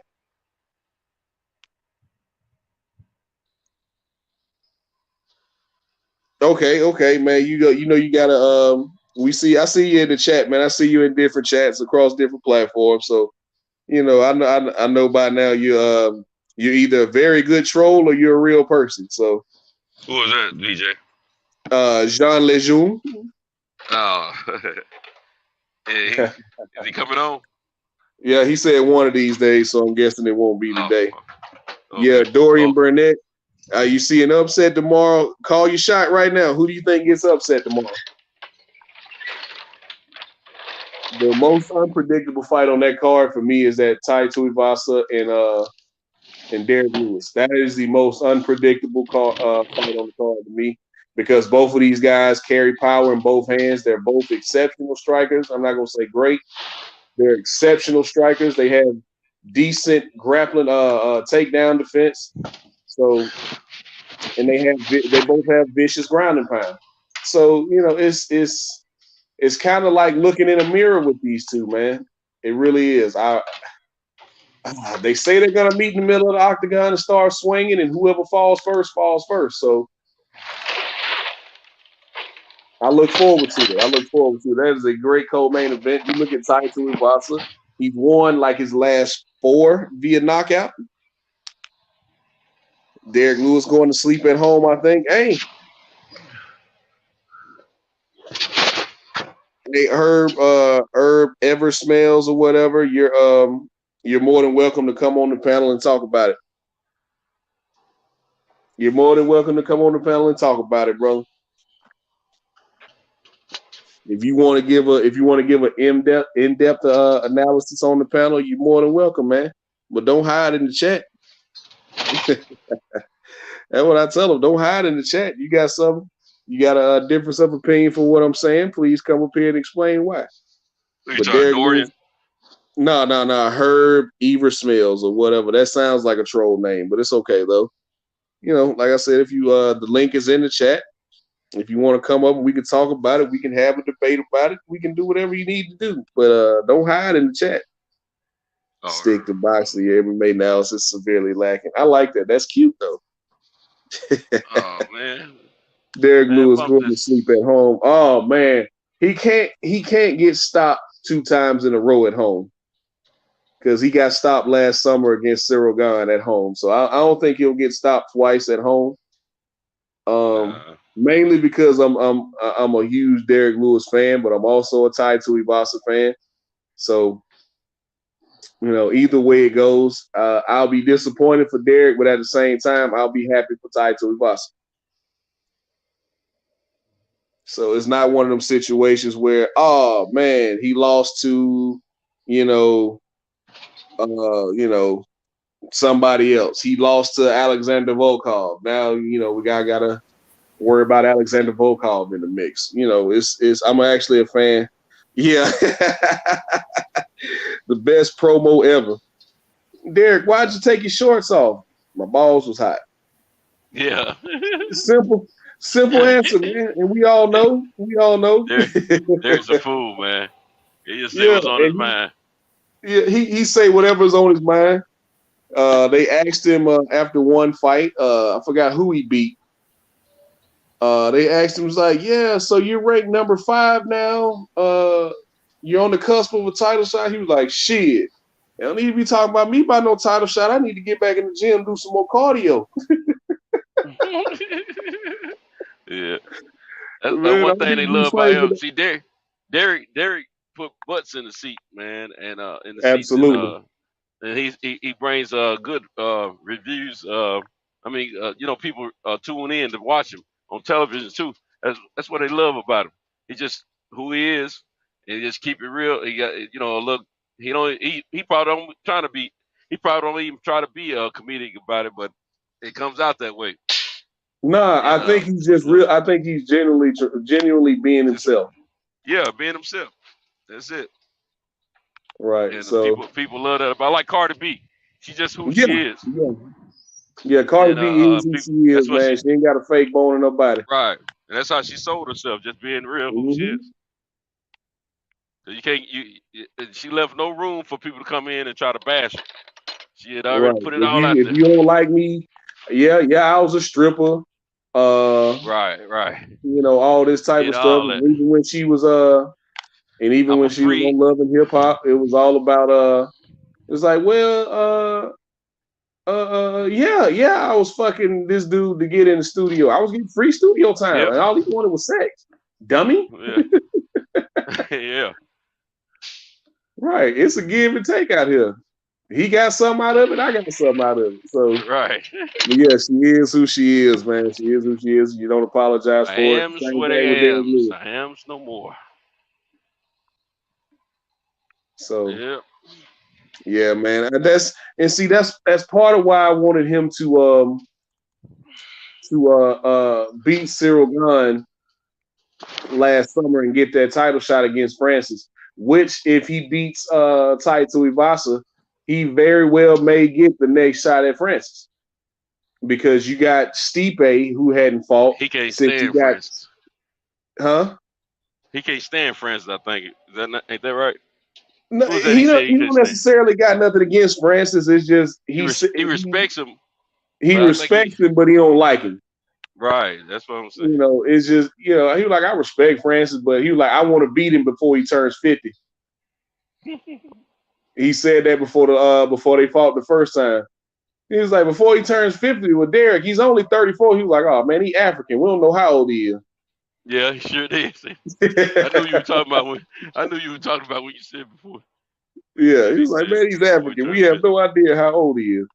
So he wants to beat Francis again. He got the win over him, but if you go back and actually watch that fight was terrible because Derek had a back injury at that time, and he was just taking fights to take them, just to make some money. And then once he got to the level where he didn't have to just take fights just to take them anymore, he actually took time out to get his back worked on. He's looked great. He's looked great in these fights. Yeah, I'm glad you brought that up, man. And not many people, always want to give them credit when they be hurt and stuff like that. They just make you realize this dude been fighting the whole time, the way he built and everything, and his back already messed up. But yeah, you see he was doing a little stuff. He kind of light on his feet than people gave him credit for. He's lost a lot of weight. Yeah, his body ain't. Yes, that's why he'll get tired too. Everybody started liking to see it here and that, but it does take a lot out of him. But yeah, now that his back been fixed, that's the biggest thing I've been wanting to see. Because they all starting to kind of get up there a little bit. But yeah, I didn't think he was gonna be able to keep up with Cyril too much. Hey, who's this clown here, man? Rakish. Yeah, I'm thinking right now your boy look a little nervous. I don't know if it's respect or he look nervous, but talking about Ty. Because this is a banger, like y'all say. Mm-hmm. You know, he don't want to lose again, so he got some motivation going on. And he went ahead and said what he had to say, period, overall, like he always do. But, man, we know a lot of cats like that on the coast, man, that act like him. So he be tripping that people be tripping on him. That's what make it even more funny to him, though, you know, because we kind of all got a partner that act like him. You know, just always got some fly stuff. He pretty funny. He a big dude. Show you that he got a lot more going on upstairs than you think he do. You know what I'm talking about? That's why he is so funny, like they say. So, yeah. But I want to see what he look like, man. Like I said, y'all put him right back in the house. He said he ain't want to go no 5 rounds. He also said that, you know, he was still trying to tighten some things up. Like you said, he was stressed out, too, with everybody coming through there last time. So, like I say, it's good as your last fight. You just made mention at the end of the year, you know, he got him one. So, I don't know. He kind of sometimes feel like they setting him up, too. You know, he done said a few things here or there. Because him and Dana cool, but sometimes like not kind of like that kind of cool because, you know, he's still a black beast. It is what it is. But he do bring eyes, like y'all say. Yeah, he's definitely between him and Izzy that they sold out this fight. No ifs, ands, buts about it. Between Israel Adesanya and Derrick Lewis fighting at home, they definitely sold out this fight, man. They sold out the Toyota Center. I think it's the Toyota Center in Houston.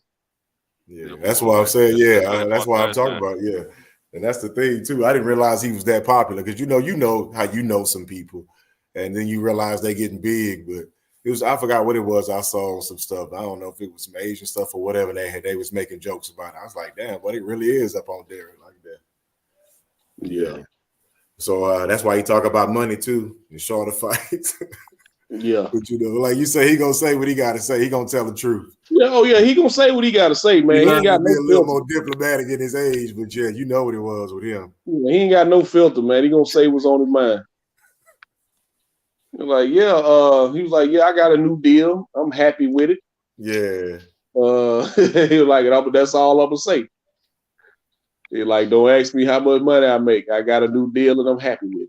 Yeah, that's because you know what it is. With my boy, he say, yeah, man, what you do for like? He say, mind my business. He say, they hiring. You want an application? I love when I see that. Right. I was like, yeah, one of the old ones, but that's an oldie, but a goodie for real. Like, that's what I do, bro. But it's all good.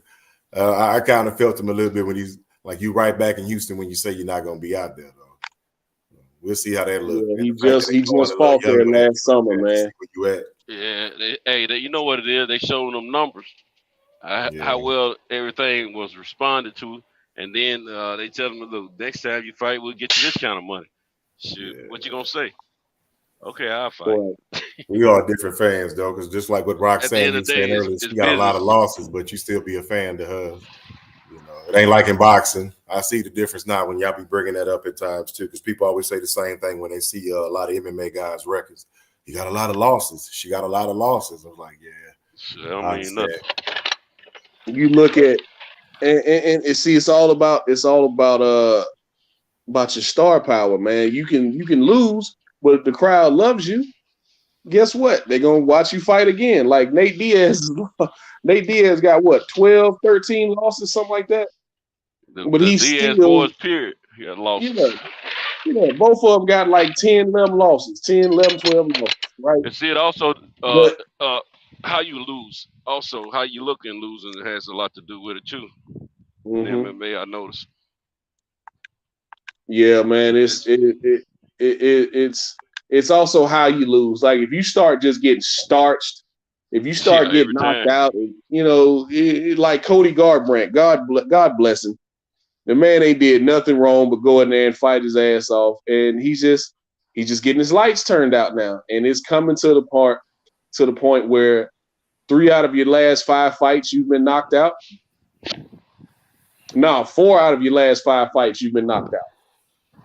It comes a time where even though he's young, I don't even think Cody's 30 yet. But it comes a time where you got to start answering some tough questions, man. It's like, you know, what am I doing here?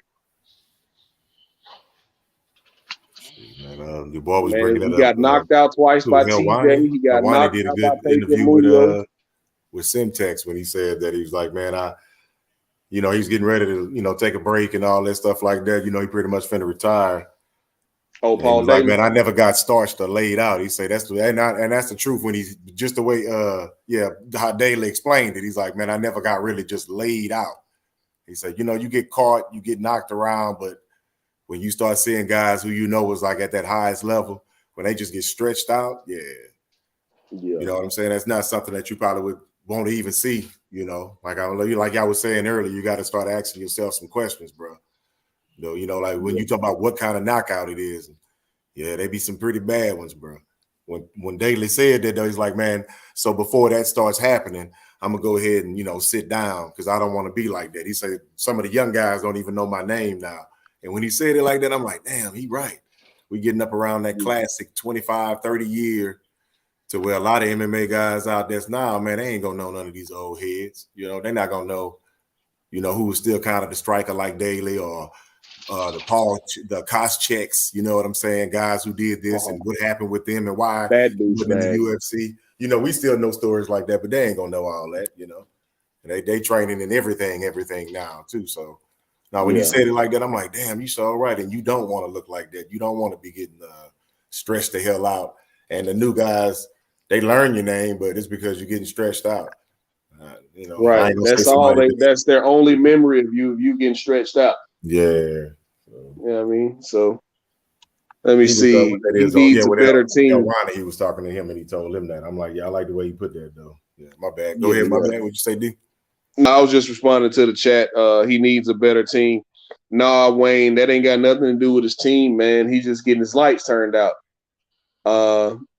See, he got flatline. Well, he got knocked out by TJ Dillashaw. That was his first loss, and he lost his belt, even though, you know, going back looking on it now, TJ may or may not have been on something in that fight because, you know, 2 fights later, TJ tested positive for EPO. So he got knocked out twice by TJ Dillashaw. He got knocked out against Pedro Munoz, and then he got knocked out in his last fight against Kai Kara-France. Albeit at a lower weight class, he still got knocked out. So that's 4 out of his last 5 fights, he's been knocked out. You got to ask yourself some tough questions at that point. And these ain't just, you know, he gets hit, goes down, you know, gets in, they stop the fight via TKO. No, Cody's getting iced, man, where he don't know where he is. And I didn't kind of think Kara-France was going to be able to do him like that. So not like super surprising because it is a fight, you know, but Kara-France normally kind of on the smaller. And, you know, your boy ain't the biggest, but, you know, he normally was a little bit heavier. And you're right, he did drop a little bit. So, you know, what that does to the brain, like they say. But I was kind of surprised like that. I thought it was going to be a little bit more than that. So the reason why I'm agreeing with you now and brought up the whole Daly and the knockout thing is because of that. Once I saw that, I was like, oh, okay, so maybe you're not just on a bad streak and, you know, still got something left. I'm like, maybe maybe your brain a little wobble. You need to take a break. Yeah, you need to sit down. Like you say, you need to sit down for a second. He needs to take a long time off. He needs to take about 7-8 months off and then come back and see how he feels in that fight. Because like I said, I don't even think Cody's 30. I don't even think he's 30, man, but he's taking some vicious knockouts. It's not just TKOs where he takes one shot and turtles up and get stopped that way. The way Derek Lewis got stopped. They pull him up there, see his hands drop to his side a few times. You know, he got a nice knockout that they show whenever he gets ready to fight. But yeah, besides that, like you say, he done got pretty much starched. You know, not the fact that you bring it up head rocking, you know what I'm saying, chin snap type. Yeah, and let me see. Yeah, he just turned 30 last summer. And, you know, it's at this point now where we looking at whether or not he should hang him up. I mean, you've accomplished everything in the sport. He became UFC bantamweight champion. Even though he gave the belt away to TJ Dillashaw the next fight. Hey, there are pictures with you with the belt. You won the belt. Well, you know what style of fighting he have. He can be slick, but you know he is one of them bangers. He wants to stand there, little rock'em sock'em. Yeah, he will. He has really good MMA boxing. He understands distance. He's hard to take down. But he has decent kicks, but it's when you clip him. because his head when be you straight clip up. him, he gonna do the Bambi. He gonna have Bambi legs for a minute. So, I hate that for Cody because I was a fan of Cody. I love his nickname. I love his style of fighting, but it's just when you sit there and brawl with people a lot of time, because he is fast. He has fast hands, has good footwork, but at some point, you got to protect that chin, man. Yeah, Like he if you made go me back hot and though when watch he that lost to fight, Dillashaw. So after he lost to Dillashaw, I was a little because I wanted him to take him out. You know what I'm saying? yeah. yeah. Yeah, I was personally I was upset when he lost to old Dillashaw Yeah, I was because I felt like at that time, even looking back on it, Dillashaw, that was a douchebag move, man. Now we see that CJ is that class asshole that everybody said he was. But even at that time, it's like, no, Uriah Faber's been with you your entire career, and then you leave him soon as Dwayne comes in. But in his defense, Dwayne Ludwig did change Team Alpha Male. All of a sudden, when Dwayne Ludwig came to Team Alpha Male, all of a sudden they started winning all these fights. Yeah, that's what I'm saying. And I was surprised, like with Dwayne too, because he one of the ones, like you say, one of the originals. So when I saw all that happen in that camp, I was like, damn, okay, so you don't really know who's shady. We starting to get this access to the behind the scenes now too. But yeah, I was like, damn. But it did. I don't know. Maybe they just did good as far as with Dillashaw, but in the end, like you say, that snake stuff, what Connor said, how kind of everything played out, man. I was like, yep, that's exactly. That's why they called him Mystic Mac, ain't it? Yeah.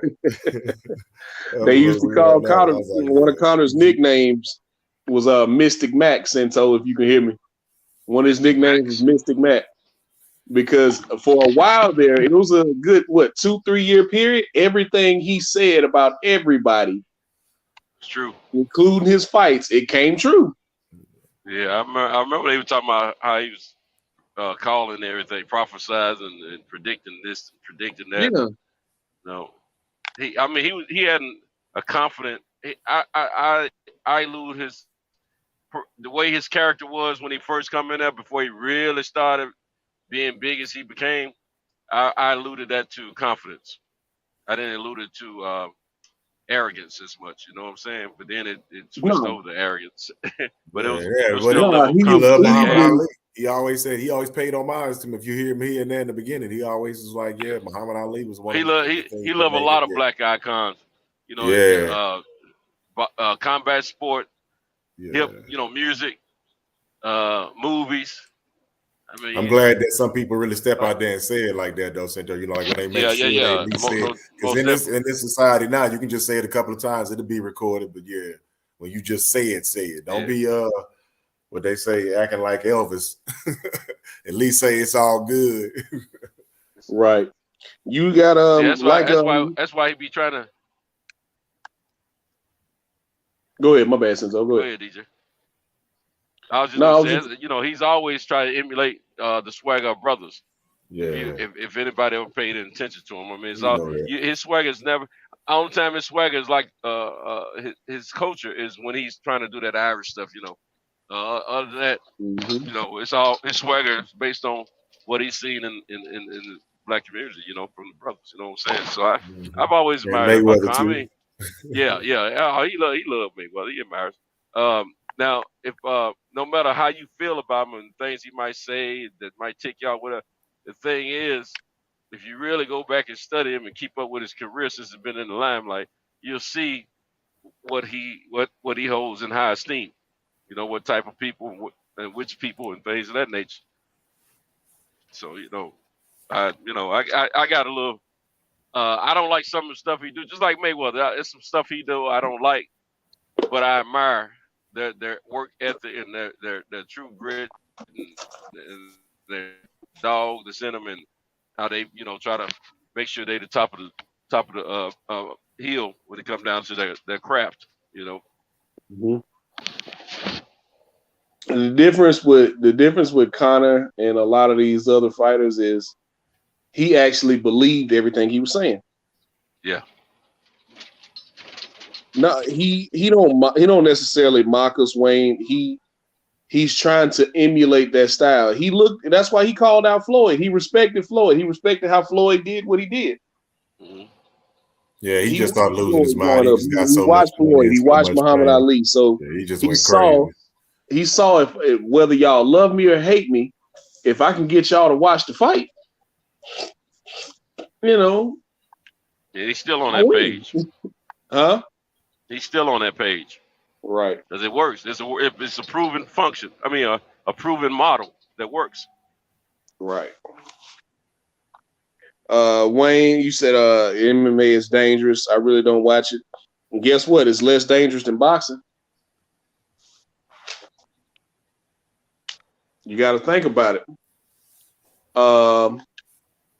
You go down in MMA, right? You go down in MMA. They don't let you get back up and continue that beating. Go ahead and put him out. If you got a chance to put him out, put him out.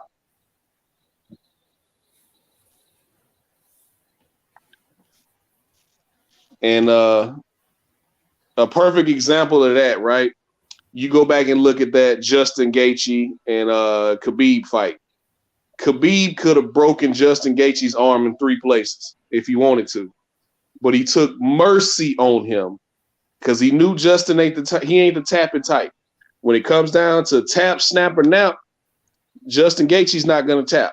So he saw his mother sitting there in the first row, and instead of breaking his arm in front of his mother, he transitions to another choke. He transitions to a triangle choke and chokes him out. He chokes him out. But see, Wayne, you have the opportunity to finish the fight. Imagine if a guy goes down and you're able to hit him with some follow-up shots and end the fight right there, and not allowing this guy to keep getting up, taking more and more punishment just because he's tough. You get what I'm saying? It don't matter how tough you are. You go down and you're not intelligently defending yourself in MMA, they're going to stop the fight. This fight's done. Fight another day. You can get choked out at MMA and fighting 2 months. I'm gonna say I think they're both dangerous sports. I don't think either sport. Yeah, I mean you're getting beat on for a living. At the same time, MMA does look a little bit more vicious because it's you use your whole body as a weapon, and secondly, blood and guts is more profound in MMA versus boxing. Now, like DJ said, you are allowed to take the guy out. Opposed to boxing, they might stop it and give you 8 count and say proceed or whatever. But at the same time, one of the main reasons MMA has leapfrogged over boxing is because they let the guys finish one another. The blood and guts and the excitement of it. He said it again. So blood and guts. Blood and guts. Yeah. He said it 3 times now. Yeah. That's when you hear a female say she's into boxing but she can't really get into MMA like that, that's the main reason that holds up on it, because apparently she likes combat sport, but it's the blood that's you see, they be leaking in MMA, man. They be leaking. They be leaking in boxing. What you mean? Nah, on the average they leak a little bit more in MMA. I mean, a little bit heavier. Sometimes, like a guy may get taken down after he don't suffer a really strong, quick strike. He lay down, he get up, there's a puddle of blood down there by his head where he was laying down there. So that's more effective to the brain from a visual standpoint and the memories versus a guy standing up and his nose running, his mouth running, with blood and stuff like that. Oh man, I was waiting for somebody in the chat to say it, man. Them elbows. Got a little bit, we don't got a little bit more desensitized in boxing. You don't really, and the guys ain't laying in pools of blood in boxing. They're moving around. MMA, shoot, when this fight is over with, next fight come out, they might have to fight and jump around puddles of blood, from the previous fight. You know what I'm saying? So it's, I ain't saying nothing wrong. I mean, I don't got used to it personally. But when I first started watching it, man, it was a little, I thought it was a little savagery at first, But as I watched it, got to understand it more, I said, well, it's a sport just like boxing. You know what I'm saying? Mm-hmm. You know, they use their entire body, and they can, they can submit you, they can knock you out or whatever, So when I got to looking at it like that and got a little bit more familiar with it and got to watch it a little more, I was a little bit more desensitized to, what I was seeing. So it doesn't bother me as much. And, as years have gone by, they changed the rules about certain things in MMA to kind of lighten it a little bit, because, there was a time there wasn't too many rules in MMA. Shoot, there weren't any at all. yeah. You kick a person in the nuts. You can kick them on their knees. You can punch them in the nuts. I think the only rule was no eye gouging. Yeah, that was that no holds barred. That was the whole thing in the beginning. There wasn't no weight classes. You couldn't bite and scratch. It didn't really make any difference. You can have shoes on or be barefooted. Yeah, they That's why you see different guys dressed different ways in the first one. You can still wear wrestling shoes today. You just can't kick with them on. So if you wear wrestling shoes to the octagon now or to the cage now, they know, hey, this guy's only gonna come here to box or wrestle. He's not gonna kick me. I ain't gotta worry about him kicking me. So yeah, but when those cuts open up in MMA, they do the same thing. They do the same thing that they do in boxing. Guess what? If the cut looks bad enough to the referee, hey, Doc, come look at this. Yeah. Because that's what happened in the Nate Diaz and Jorge Masvidal fight. They stopped that fight because of Nate. The Diaz brothers already have a lot of scar tissue because they've been cut open so many times. Yeah, they cut even. They cut real easy. They bleeders, man. They bleeders, just like a JoJo Diaz. They bleeders, man. So, between rounds, if the referee thinks it's bad enough, he'll bring the doc in. Hey, Doc, come look at this. Is he good? He's good? All right, get out the way. Yeah, I watched with a few older people. They always say it seemed like it's just brutal. Because one of the old school told me, he said, man, they let them use feets and everything. I said, yeah, they can use feets and everything. School. Yeah. He tripped out with it more plural, huh? Yeah, every trip around they be making a word like feet more plural than what it is. Foots. My great grandmother, God rest her soul, she used to kill me saying foots. Yeah. But when they take the word that's all that's the plural sense of foot, which is feet, and then put an S on it, yeah, you got a real southerner there. Mr. Pass, salute, man. Welcome to the show.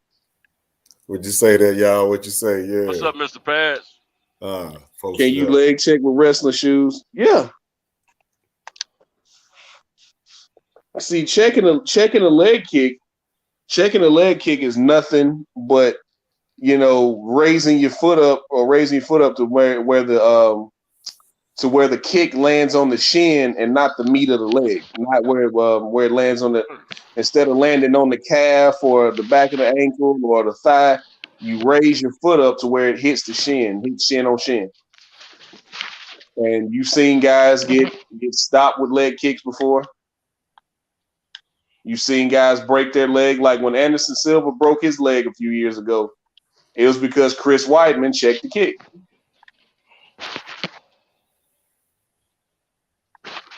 So that's all I need, then. That's a painful thing, bro. Like when you really wreck your shins, man, bro. Yeah, that make a grown man reconsider some stuff, bro. Right. But you see these that comes from Muay Thai though, and you see these guys build up that tolerance and build up that bone density by kicking the bamboo trees. I know everybody remember the old movie Kickboxer. They really do that. They really do that over there in Thailand. So, I mean,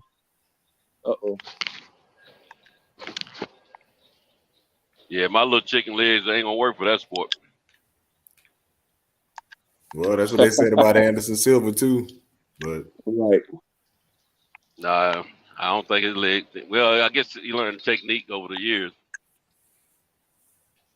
Yeah, you get used to it. It's the same thing with Clarissa talked about it when she first went to Jackson Winklejohn when she first started training. And the first time she kicked a heavy bag, she was like, "Ow!" She's like, "Coach, you got a softer bag than this?" He was like, "That is my softest bag." So you build up that bone density in them shins, man. It's supposed to, once you get them to where they're supposed to be, or get them to once you get them to a certain level, like Izzy loves when people talk about his legs,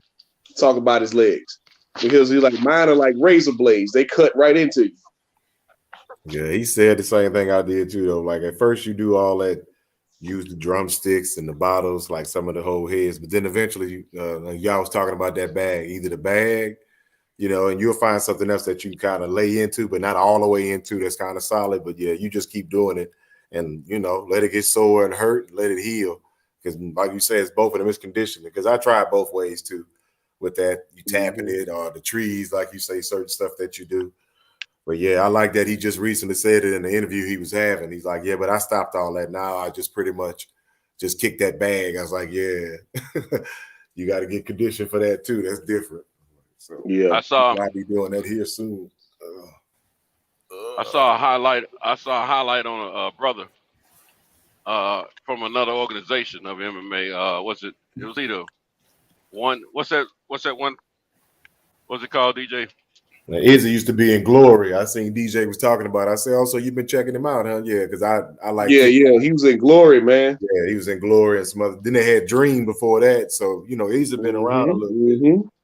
See, that's why I found Alistair Overeem between. You see how they tried to ask him all them questions once Pereira came over, because he was been supposed to come over for some years now, But I was like, yeah, y'all trying to be funny, because that's the one guy that put Izzy to sleep. Izzy could have knocked him out, like you said. He didn't use his hands. He just kind of got the guy hurt, because when they showed the whole fight, if you saw him fight him, he hurt Pereira, and then he just was trying to prove something. And instead of going in for the kills, he was still young, talented. He ain't do that, and then Pereira wound up putting him to sleep. So I think now Pereira's in the UFC. Yeah. So I watch a lot of kickboxing. That's so. Like I said, I seen Izzy coming around for a while. Just like he said that recently too. He glad he didn't listen to his Thai boxing, kickboxing coach, because he would have never came over to MMA. He said that's one thing that he really happy about that he's done, is that he really went ahead and took that plunge and left kickboxing and came over, because there's some other cats that's over there that's champions, but I don't think they're gonna come over and do nothing. You know what I'm saying? As far as MMA, because that's just like boxing too. That's the other one that they have conflict with. DJ know what I'm talking about. It's not just boxing and MMA, it's kickboxing and other people saying that they also feel the same way. It's kind of savage, and it's just a place for wrestlers to be able to get hold of people and stuff like that. Yeah, man. What about Lion Fight? You watch Lion Fight too? Oh yeah, you know that. I watched the what is that, little TNT Thai boxing? Oh yeah, I watch all kind of. That's why when I first came up with the boxing guys, I didn't want to make them like I was just so much of a purist. But in America, I say the same story. You start out boxing. I knew boxing, and then a little bit about kickboxing, slowly about wrestling. That's kind of how it goes as you're a little kid in South Texas. But some of the first people you see really beating up on each other was boxers. Your Sugar Rays, and you hear about Ali's. And I told you we got local guys. One of the guys I told you he actually fought Hagler. He got clipped by Hagler. So even a little town of where I'm from, people, there's a lot of people that came out of that area who were fighters. So besides that, you start getting into, like when you was talking about Venom Page and all that, a little bit of that too. Hated that. Went to a couple point karate. Yeah, so I even done that, some taekwondo, and like I was telling you before. So I like a little bit of everything. Yeah, the wrestling came like way way later. Not wrestling like we grew up watching wrestling. Oh no. Yeah, we were wrestling, but everybody knew how to wrestle. That's what made it good. Greco-Roman and freestyle, and So that right there was a little later when I started understanding different stuff, because I took some judo, and the guy that was actually teaching taekwondo. It wasn't no Olympic taekwondo, which I was happy about. I didn't like the way he trained us because it was hard as hell. But yeah, people give it a bad name. I learned about real Korean stuff and Hapkido, and how the Americans take everything and water it down. So. Because at first I laughed. I didn't want to train with him. I was kind of joking, smurfing him. I was still kind of in the street doing a little street fighting, a little boxing. Because he asked that, did I box? I'm like, nah, not really. I admire boxers, but nah, just practicing on your own. But he taught me some stuff, and that went into, because I like Kung Fu too. Besides that, we all came up watching stuff like that. So Kung Fu was on the top of the list. But when Izzy came through, I like the way you keep explaining too. Is he's a sophisticated striker. I was like, yeah, I like the way DJ keep putting that. I don't know if people really understand that. Yeah, right. Yeah, he really is. The way he throws the angles, and right it's not just what he throws; it's the angles in which he throws them. Like the stuff that he hits people with, he throws stuff out there just to get you to move to this certain spot so he can hit you with this. Yeah, and now he did the wrestling. He took that L. You brought that up also, that L earlier. I was listening to you, like I said, you was cooking. Yeah, I say he's gonna be a lot more comfortable now because he realized, man, I really got to step this wrestling up. Because besides the fight, he got caught. He felt a little bit of power. I think he got gun shy. Like you say, he can only make so much weight. If Izzy would have moved a little more, I think he probably could have sniped Jan, but he couldn't do it. It went on, and as it went on, he was able to close the distance, take him down, and lay on it. And that's pretty much how he got his first. Yeah, that's pretty much how the last 3 rounds went. He just took him down and laid on him.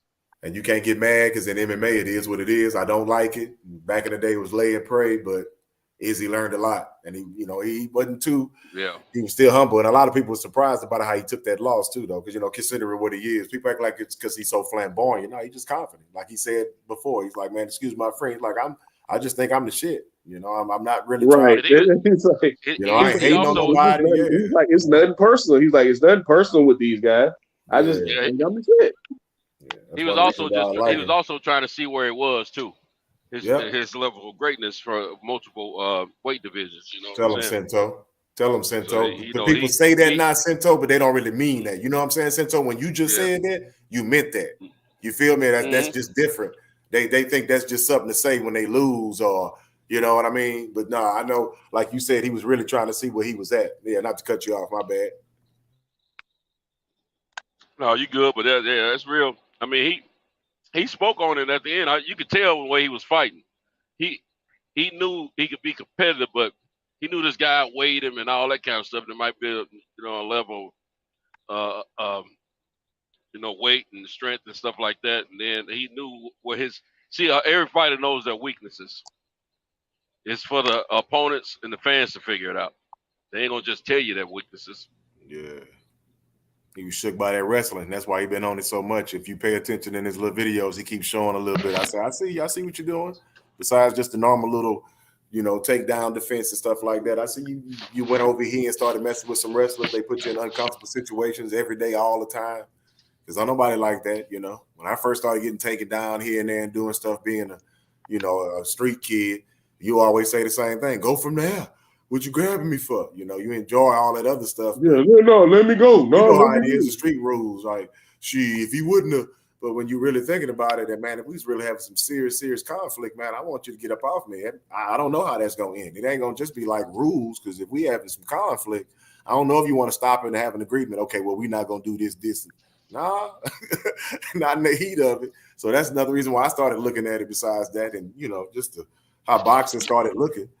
Then boxing started being more pay-per-view, and boxing wasn't, giving you what you wanted. And like you say, now we jokingly say we was cheating on boxing. And I always own it anyway, because they the best strikers. I tell people that, period. They the hardest hitters in certain angles and everything. It's just that, that's because you're allowed to keep your feet a certain way. You're allowed to have your torso a certain way. Just in MMA, you got to take other stuff into consideration. You are right, the knees and the elbows, because they normally associated with the street. That somebody, is really having this not boxing, I'm really trying to hurt this person, male or female. So we're gonna see kind of the savage side of what a human is. And I think that's what MMA always remind people of, that they really just finna fight. And the fact that the ref stops it the first time you get dropped and start getting hit on, it's almost like the principal breaking up the fight. Okay, they have reminiscent of that, especially if you've been hit on or you've been the person that hit somebody. And just how I know you're a kind person. Like I said, I heard you earlier when you said, and I wound up hitting her and beating up on the wrong person behind something. So I don't even fool with it. Yeah, man. That's why I don't wear jewelry. That's why I don't wear jewelry no more. I ain't beating the wrong dude over stealing my watch. Yeah. I realized that too, because I went from being a little afraid kid that can fight to being able to hurt people, to really being able to hurt people, and then being like, why I need to hurt people so much. That's saying a lot about me. Yeah. You know what I mean? Like, yeah, okay, it's cool. Now you start to understand when the Kung Fu master say, okay, once you keep hitting him while he down, though, like, what's that about? You know what I'm saying? Yeah. Hey, Wayne, I think I know who you're talking about, brother. I think I know who you're talking about. Master Wong on YouTube. I think I know who you're talking about. I think he's down in Georgia. I know I follow some. He teaches Wing Chun down somewhere in Georgia. I think it's Lawrenceville. Or is that the guy that's in Britain? Because I know I think they got a British guy too. I think he's talking about. The guy I'm talking about is in Georgia. I'm not sure, but you gotta say that right, DJ. Georgia. Georgia, yeah.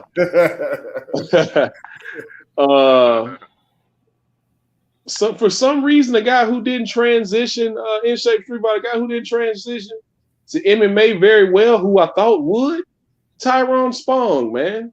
Yeah, he just recently lost. Yeah, he lost in Eagle FC. Yeah, I peeked at him, wanted to see what he looked like. Yeah, he'd always, he had fought in MMA before, and he just didn't look good, man. I don't understand. And because he's for a long time, he was one of the top kickboxers on the planet, and I just could never understand why he did transition. I tell you, somebody else I was excited for that didn't transition well to MMA, Gokhan Saki. Man, that's my dude, the Tyson. Yeah, the Turkish Tyson. Yeah, I see you really do watch. Okay, yeah, that's what I say. I love kickboxing, man. I follow this stuff. Yeah, because that's kind of my little realm too, between the two of those. But yeah, he said it is the British guy. That's why he got that. And Nipotichan, and then you do and Nipotichan when he be saying position. Yeah, I think that's what he's talking about. Wayne Love Precock said, yeah, he a British dude. Yeah, he do some other stuff. He's talking about another guy. I was like, at first I didn't think he was being serious, but some of the stuff he on, and I think he also be pushing a little bit of the Bruce Lee, Jeet Kune Do too. Mm-hmm. Yeah, look, Wayne. So you know what I'm talking about? Look, he laughing at me. Yeah, you know what I'm talking about. He got a heavy accent. You got to check him out. Yeah, but he got some stuff he be doing. But some of that stuff is like fast, flutter, punchy. Yeah. You gotta be careful. James Toney. James Toney is why no active boxer will come to MMA. Yeah, and I ain't trying to be disrespectful, but that's how you say it, though. Look, he laughing in the But I tell you what, when Rampage Jackson and Shannon Briggs finally fight, I will be watching it. Yeah, when is that going to happen, man? They've been promoting. I'm not sure. I don't think they have a date yet. But I know they've signed contracts, but I don't think I hadn't seen a date for it. Let's see. It's the next. I can look it up for you real quick. Hold on. Give me a second, fellas. Yeah, Wayne. But James Toney didn't really understand still at that time, man. I always give him respect because I love in boxing, man. I do love James Toney, man. When he came over and had, fought Captain America, Yo, Randy Couture. He got choked out. I didn't like how it kind of went down, but he was kind of not in shape either, though. He didn't really fully understand, and I know later on he thought about that, because I know he had already put some weight on. He was getting older, but he should have tried to trim off a little bit. I think he would have done a little bit better if he would have been able to move, but he took it for granted, thought he was going to go in there and just put hands on him, because everybody always keep bringing that up for so many years now, man. But he was just the first one to really step out there, so I give him respect for that. But yeah, he was just on the heavy side, man, and it's one of them times that he wasn't. I just keep saying that he wasn't taking it serious. He didn't understand. That's one reason he got his back. I'm gonna tell you. I think some boxers, like James Toney, I could be wrong, but I think a lot of them boxers they see what Chuck Liddell was doing back then. He was winning fights straight up on striking with punches. You know what I'm saying? He had a hell of sprawl on good hips though. Yeah, he did, but he understood that though. He had a wrestling background. Yeah, but he wasn't doing a lot of kicks, and he wasn't doing a lot of grappling and stuff like that. He mostly was strikes. But the thing about it, he had a punch, and he knew it, and he understood wrestling, understood how to maneuver his body, and that's what kept him out of a lot of them situations. And he just landed that punch. So I think a lot of boxers thought they can go in there and be as effective with their punching as he was, not understanding, knowing they need to know how to use the rest of their body. They probably need to learn a little wrestling. You know what I'm saying? You ain't never had nobody come at your waist, yeah. Right. When somebody trying to take you down, you got to move your feet. Yeah, Wait. Okay, so it's called Triad Combat, right? The next, it was supposed to be at the end of the month, but it got pushed back. Kubrat Pulev was supposed to be fighting Junior Dos Santos. He'll knock Junior Dos Santos out. Bad Chad Dawson supposed to be fighting Vitor Belfort. I heard that name in a while. Oh, Bad Chad. Yeah. I think he was just in damn what's the name? Wasn't he just in bare knuckle? He just did something recently. I can't remember what. Yeah, he just fought recently. And then I was following for a while. I clipped off of him for a second. But I did watch I'm trying to think who was the one. What was the last fight I watched? Because they always have the free opening on YouTube too. It's just because I had so much stuff to be watching when it came on, I didn't have a chance to watch them. So I kind of just ducked off for a couple of months on bare knuckle because I was following them for a little while. Especially when your girl was there, but she took her a couple of L's. So she's been quiet lately. Miss Paige Van Sant. Oh man, she is an interesting individual, man.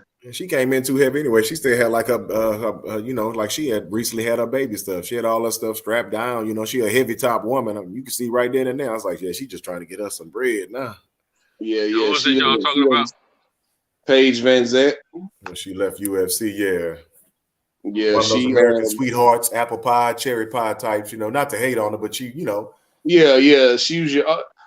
She looked like she got a nice little like fight. Your average American white girl. Yeah. She wasn't nothing special to me. All the guys was fun and over and stuff. Paige is so hot. Like, she more of what's that girl name that was on that doggone cheerleading movie? I be forgetting. Yeah, that's what she looked like. Hayden Panettiere. Well, yeah, one of them with the little kind of size head, but I know who it is. She played it up.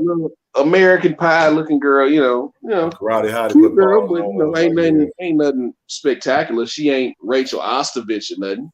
Look, this boy calling them names. Yeah, I mean, I think we keep them on file. Paige, she just wasn't good. She won a couple fights here and there, but when it came time to throw in there with some killers, because they was trying to push her because she was a good looking girl. They was trying to push her. All of a sudden, they threw her in there with Karate Hottie. She got beat up. They threw her in there with Thug Rose Namajunas. Rose not only beat her ass, but she cut her open and choked her out. So, hey, TB and Eric Gomes said she wasn't no good. Yeah, she was terrible, man. When she was fighting the lower level girls and the girls who were washed up, they be having decent talent, but they just gotta look Santos. You know what I'm saying? So they try to push. For the views. Yeah. They tried to push her because she was, like I said, she was a good-looking girl. She's the sweet all-American girl. She was the antithesis of Ronda Rousey. Ronda Rousey was mean. You see what I'm saying? But everybody loved the fact that she was mean. Paige was like, "Oh golly gee, girl next door who can fight a little bit." Trailer park like she was doing. That's what she said. How she was. She like you say, she grimy. That's one of the reasons why they made fun of her after everything was over with. Yeah. Hey, Eric said didn't Ronda Rousey snap her arm. Nah, but Ronda was mean to her though, and that they showed that one time before. It was like, yeah, it kind of hurt Paige's feelings. Like, man, fuck Paige's feelings. Wayne, what granddaughter you talking about? I know his sister was doing something, but he said Bruce Lee granddaughter fights at Glory. Really? Shannon. Somebody Shannon have it? Yeah, I'm trying to think. Did Shannon have it? No, her and Ronda were never in the same weight class. She was 2 weight classes below Ronda. She fought at 115, and then she tried to move up to 125. But yeah, anytime it came to fight those girls in the top 10, she got murked. Yeah, Ronda and them was the big girls at first because there wasn't no girls. Then he did that. That's another reason why. I was talking about Cyborg earlier too. People wanted a 145, 155 for the women, but even when he finally relinquished and started letting the women come, you remember that he just had the 135 and then below he didn't have the other weight. So yeah, Ronda was one of the big girls, quote unquote. He was trying to. He was trying to build that division because he saw how popular Cyborg was. Yeah, but he kept him away from that girl for a little while at first. Who, Cyborg? I can't let you come over here and knock Ronda face off. You got to. So they started playing the weight games and all that other stuff. Ronda was like, I don't fight at 145. Yeah, it was brilliant. I could have done a catch weight. We can't go at 140. We can't meet in the middle. That's the one thing I laughed about when I started seeing it, because I watched everything. I wanted to see if Ronda was. No, because Cyborg, she knew Cyborg couldn't make no damn 140. Cyborg was barely making 145. Like she. No, Cyborg has a whole vagina.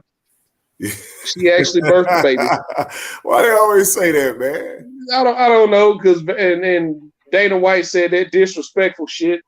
Said she looked like Vanderlei Silva in a dress and all that type of shit. Yeah, he did. Like, no, she has a whole daughter. She has a whole vagina. She actually birthed a daughter. So, yeah. Yeah, Cyborg's not a man. Not at all. Yeah, she's got a boyfriend she's been with for a while. Hell, she probably done married him by now. What's up, fans? Perspective, man. We ain't seen you in a minute. At least I haven't. Welcome back, bro. Yeah. What is this? Oh. Yeah, man. Said, did he lie? Is he talking about Dana White? When he said, did he lie? Let me go back up. Oh, he was talking about Connor. Yeah. What do you think about? Yeah, I was gonna get into that, Tone Brown. Austin Vanderford, who is actually Paige Van Zant's husband, they joke around calling him Mr. Van Zant. But Austin Vandervoort and Gegard Mousasi. I couldn't get his name out. Gegard Mousasi, the dream catcher. Man. Listen. Look here. Gegard Mousasi has been one of the top MMA fighters in the world since Strikeforce. That's my dude. Before that, too. Man. Even before that. I was happy when he finally came over here. You know what I mean? I was telling certain cats about Gegard. I'm like, yeah, bro. Even before that, like you said, see, that's when I started with him. I started with him in Strikeforce. Yeah. Oh, okay. My bad. Yeah, because I like that people started giving him his props over the years. That quiet guy over there. Mm-hmm. I'm just gonna, I came out here, did the best I could do, and hey, man, you ain't gotta do my dude like that. Man, all them Dutch fighters sound the same, like Alistair. You ain't gotta do my dude like that, man. I know. And that's why I'm the champion. And then they get in there with him and be like, man, this dude a murderer. You know what I'm saying? Like, yeah, right. he looks so cool. He don't really talk about face expression. I'm talking about all the years I watched that man. No facial expression. I tried to practice that with him, buddy. That boy there, like nothing. You know what I mean? Yeah, nothing bothers him. He don't get too low, too high. But, I mean, you get like that when you had over 50 fights. So, yeah, I'm like, who I'm going with, I guess, evidently in that one. Different schedule now, bro. You saw I'm one of the managers now. Fan perspective telling y'all that, yeah. They all sound borderline autistic. Oh, no. But, yeah, man, all them Dutchmen, they sound pretty much the same. So, even Jermaine Deirandami, even though she's a woman, the accent is the same. That Dutch accent is the same. What's going on, right side? What's going on, my brother? What's going on, fam, man? Just I'm late to the panel, bro. Just hopping in, seeing what y'all talking about, see what good boxing talking is going on, or what good life talking is going on, because I can always learn something. So I'm listening, and then I jump in when I can. Oh man, just talking about a little MMA, a little kickboxing. Little life sprinkled in there, Man, I'm excited. All right, so real quick, bro, I'm so excited. So tomorrow, my favorite MMA fighter fights Israel Adesanya. You know what I'm saying, man? That's my guy. You feel me? So, what y'all think about that fight tomorrow? What's y'all thoughts on it? If y'all hadn't already talked about it. No, actually, we was kind of touching on it, but we ain't worked our way up to it. We kind of keep going sidetracking. You know how it be. But yeah. We keep going down the side street, man. DJ made me go down memory lane when he kind of slid over and kind of touched on kickboxing, So, yeah, but no, As far as myself, man, to be honest, I'm kind of. At first, I didn't kind of know how I felt about your boy kind of being relaxed now. I guess since the first time he was a little bit disrespectful, and it didn't turn out right for him. He's approaching it differently, and I'm talking about old Bobby Knuckles. Izzy acting like it's just going to be another day, but he does want to show another level. I'm thinking that's kind of where I'm at with it. Like, Izzy's going, no matter what goes on, he's going to like take it up to another level. And your boy, I think he's just trying to keep his head relaxed just to see what's coming at him, because I don't think he knows too much what to expect. But I do. It was just weird how he's been, besides playing this video game and how he's always, because you know how people's culture is different. So I don't always know how to read that. But at first I thought I could, because he was more of a, knocking cats out type stuff. This time around, I don't know if he I don't want to say nothing about a man like relinquishing or giving up or none of those words like that, like acceptance, but I don't know. I don't know necessarily what to say about it, man. He just seemed like he's trying to take it easy, but at the same time, I'm just hoping that he ain't like accepting of nothing, more or less knowing that, hey, he just coming up here, not to say like to get a check or nothing like that, but I'm just hoping he's trying to be a little more relaxed so he can just see what comes at him and try to see what he can do in the fight. Because if he's feeling like he didn't already gave up type stuff, then we probably gonna see an Izzy that's gonna put this boy to sleep, man. Like within a couple of rounds. Because here lately how he's been. He said he was bored. Now I'm talking about Izzy. Izzy said that he had been bored. This one kind of does get him up a little bit. He even when they kind of pounded, when they faced it off and everything, it was still kind of respectful. So that kind of had me a little off a little bit. I just want to see what it's going to look like, because we already know, like you say, your boy Izzy is sophisticated. So I got Izzy in this one. If he shows up and goes to that next level, maybe 1 or 2 rounds, like seriously, because his wrestling is good, so he ain't going to be nervous about that. If Bobby can see what's going on and move around, we might have us a full fight. That's about it. Because if he beats Izzy, it's going to be by decision. I'm going to go on mute. Yeah, I don't think he'll knock Izzy out. Izzy said that he knows that. Says 4th round KO for Izzy. Yeah, Izzy gave props to him. He expects for him to come in with a better fight strategy than the last time and be more poised. But Izzy also said he gonna win the fight. He gonna take care of the business. I'm not gonna lie to you. I'm looking for a knockout from Izzy. I think if he can, and one thing I don't like to see Izzy wrestle, and so I think if he's able to refuse those grapple opportunities, I think that he keeps it on the feet. You know what I'm saying? I think Izzy gonna get the knockout, because hey, the man is dangerous on his feet, bro. Like, I mean, he even, and one of my favorite fights of all time is Izzy fighting damn, what's my Brazilian brother name, man? Damn, y'all know who I'm talking about. Anderson Silva.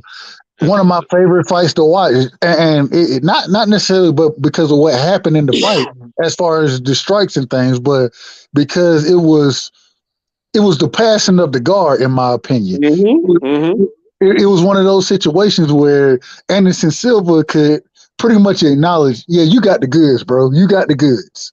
You know what I mean? And it's at a sign at the same time, even when Anderson Silva would put his hands down and be like, come on, bro. He's like, nah, let's fight. You know what I'm saying? I think it was a respect level there. Yeah, a lot of respect for him. I appreciated that out of the fight, because I think that Adesanya, Izzy knew he was going to win that fight, but he still wanted to show the respect. Hey, bro, give me what you got. Give me your best. You know what I'm saying? Let's fight. We gonna fight it out. But at the same time, I think he knew he would win the fight, but he still showed a level of respect that, and those type of actions, I give a lot of credit to. At the same time, I think that because Anderson Silva was giving him that respect, it shows that Izzy has the goods. And bro, I actually, the fight he lost because of wrestling. You know what I mean? And if he can keep it not outside of the wrestling match, I think that Adesanya, he'll take it easily. I don't know if it's going to be a knockout. I believe if it stay on the feet, it will be. If it comes down to wrestling, I still think Izzy will win the fight, but I'm excited to see it. I'm excited to see it. So Yeah, if it goes down to wrestling, Izzy's going to be fine against Robert, in my opinion, because the body weight and the strength, the physical strength of the two are not too different. Izzy's very strong for his lean body. And then when they come out, now when he fought that guy that he lost to, Ian, shoot, the guy outweighed him by quite a few pounds in the body strength. Ian was already used to, being in there with heavier, stronger guys naturally. So I mean, you talking about Jan Blachowicz, yeah. Jan, I say Ian, I meant Jan. Okay. Yeah. So it was already. I say Ian. Who you talking about? Hey, so it was that was the biggest difference factor, and the fact, like you said, right side, the wrestling part of it. And I think he's gone back to the lab, and I think he, like my man, his Shape Street Fighter been saying, and my man DJ's been saying, he's when it's spruce up on his wrestling game. I'm sure he was in the process of learning that then, and he's probably continuing. I'm sure he's continuing his study. He kind of alluded to that the other day when he was speaking on the fact that he's up this, he's been, getting better and learning different things and stuff like that. So, I don't think he may be where he wants to be with his wrestling technique, but I think he's comfortable enough to get in that in the octagon and battle whoever he needs to battle. You know what I'm saying? Yeah, man. It's just I don't see anybody at 185 being able to take Izzy down. You look at a guy like Derek Brunson, who's by all accounts, he's a great wrestler in that division. He wasn't able to take Izzy down. You look at Paulo Costa, who has a black belt in Brazilian Jiu-Jitsu. He wasn't able to take him down. Marvin Vettori, who's also a great grappler in that division, he wasn't able to take Izzy down. So, Stylebender's takedown defense is so good that it keeps these fights standing, and even in certain situations, you've seen in the past, if he's forced to grapple, he has some sneaky good jiu-jitsu now. Yeah, like he hit, I forgot who he was fighting, but he hit a Umanari roll on somebody, and that's when my antennas really went up. I was like, oh, okay, I see what you're doing. You're not letting people know that you have that skill, but you actually have that skill. And you see what you right, fam. Somebody lit him up that first round. I was gonna say it in the chat. I was gonna bring that up that he learned to press a little more, because him waiting a little bit, he probably missed his window of probably being able to clip Jan, because he started being too careful. But sometimes you got to be a little bit dangerous to be dangerous to somebody else, like they say. You put yourself in danger. And as that fight went on, like you said, he got on top of him. And DJ just said earlier, everybody's talking about how he feels a lot more comfortable. Yeah, he was able to stop everybody else, like you say, DJ. But once Jan did that, that's one of them first times, like, okay, I can't get this person off of me. Normally I can prevent it, but now that I'm under it, I don't know. I'm not as good as I thought at being able to get back to my feet. And that's what I saw with his. He looked uncomfortable. It's not very many times I've ever seen him uncomfortable. But circle back to what y'all was saying, because he made that point about him looking good in the first round with him. Yeah, he was able to. I told him earlier, slowly make his way, close the distance, and he started leaning on Izzy. But I think because of that experience, you know what I mean? He's better. That's what I mean. That's why I say he's more comfortable now. He's not going to be concerned about guys trying to wrestle him. He'll be able to, maintain his mental when he's on his back, and these guys. Because like they say, until you down, it's not always like you just in a bad way because you're on your back. You kind of in a transition. He's trying to keep you a certain way. You want to move, and instead of being so shook about being on your back, you able to just kind of relax, like I say, and be able to start shrimping or feeling and seeing it whenever you can make a move. From past perspective, that's exactly what I was just saying. I'm sorry, go ahead. Because all y'all kind of was just bouncing on it. I'm like, I'm glad everybody looking at it this way. And with Whitaker, like you say, a wrestler, but I'm thinking it's gonna be a check hook, and probably he gonna get caught on the end of a kick, y'all. That's how I see it. I don't call stuff too much, but I'm thinking that if he does knock out, that's what I meant by 1 or 2 rounds. Like he's gonna feel it out. Something's gonna happen the first round, and by the second round, he's gonna have a little program, and he might catch him on the end of one of these kicks, man. Like making him back out is what I'm saying. And I don't make predictions, especially. I really don't. I just kind of feel that way about this one.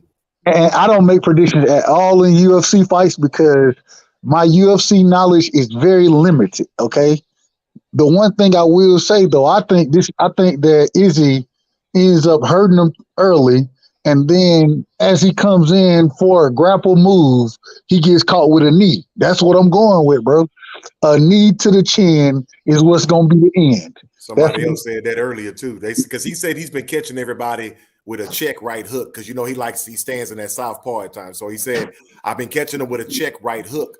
He said, but another guy, he was watching a video and he was cracking jokes. And the guy said that what he's going to do is try to close the distance on Izzy and try to make it a little dirty. He said, but he's going to wind up getting caught straight up the middle. He didn't really say what he get hit with, but he said straight up the middle. And Izzy looked at the camera and said, well, he's not wrong. He said, but guys, I got a few things. He said, but I have been catching him with that check. But if he does come up the middle, what old boy said, and now you saying the same thing. Yeah, I guess we all gonna be like Mystic Mac, maybe.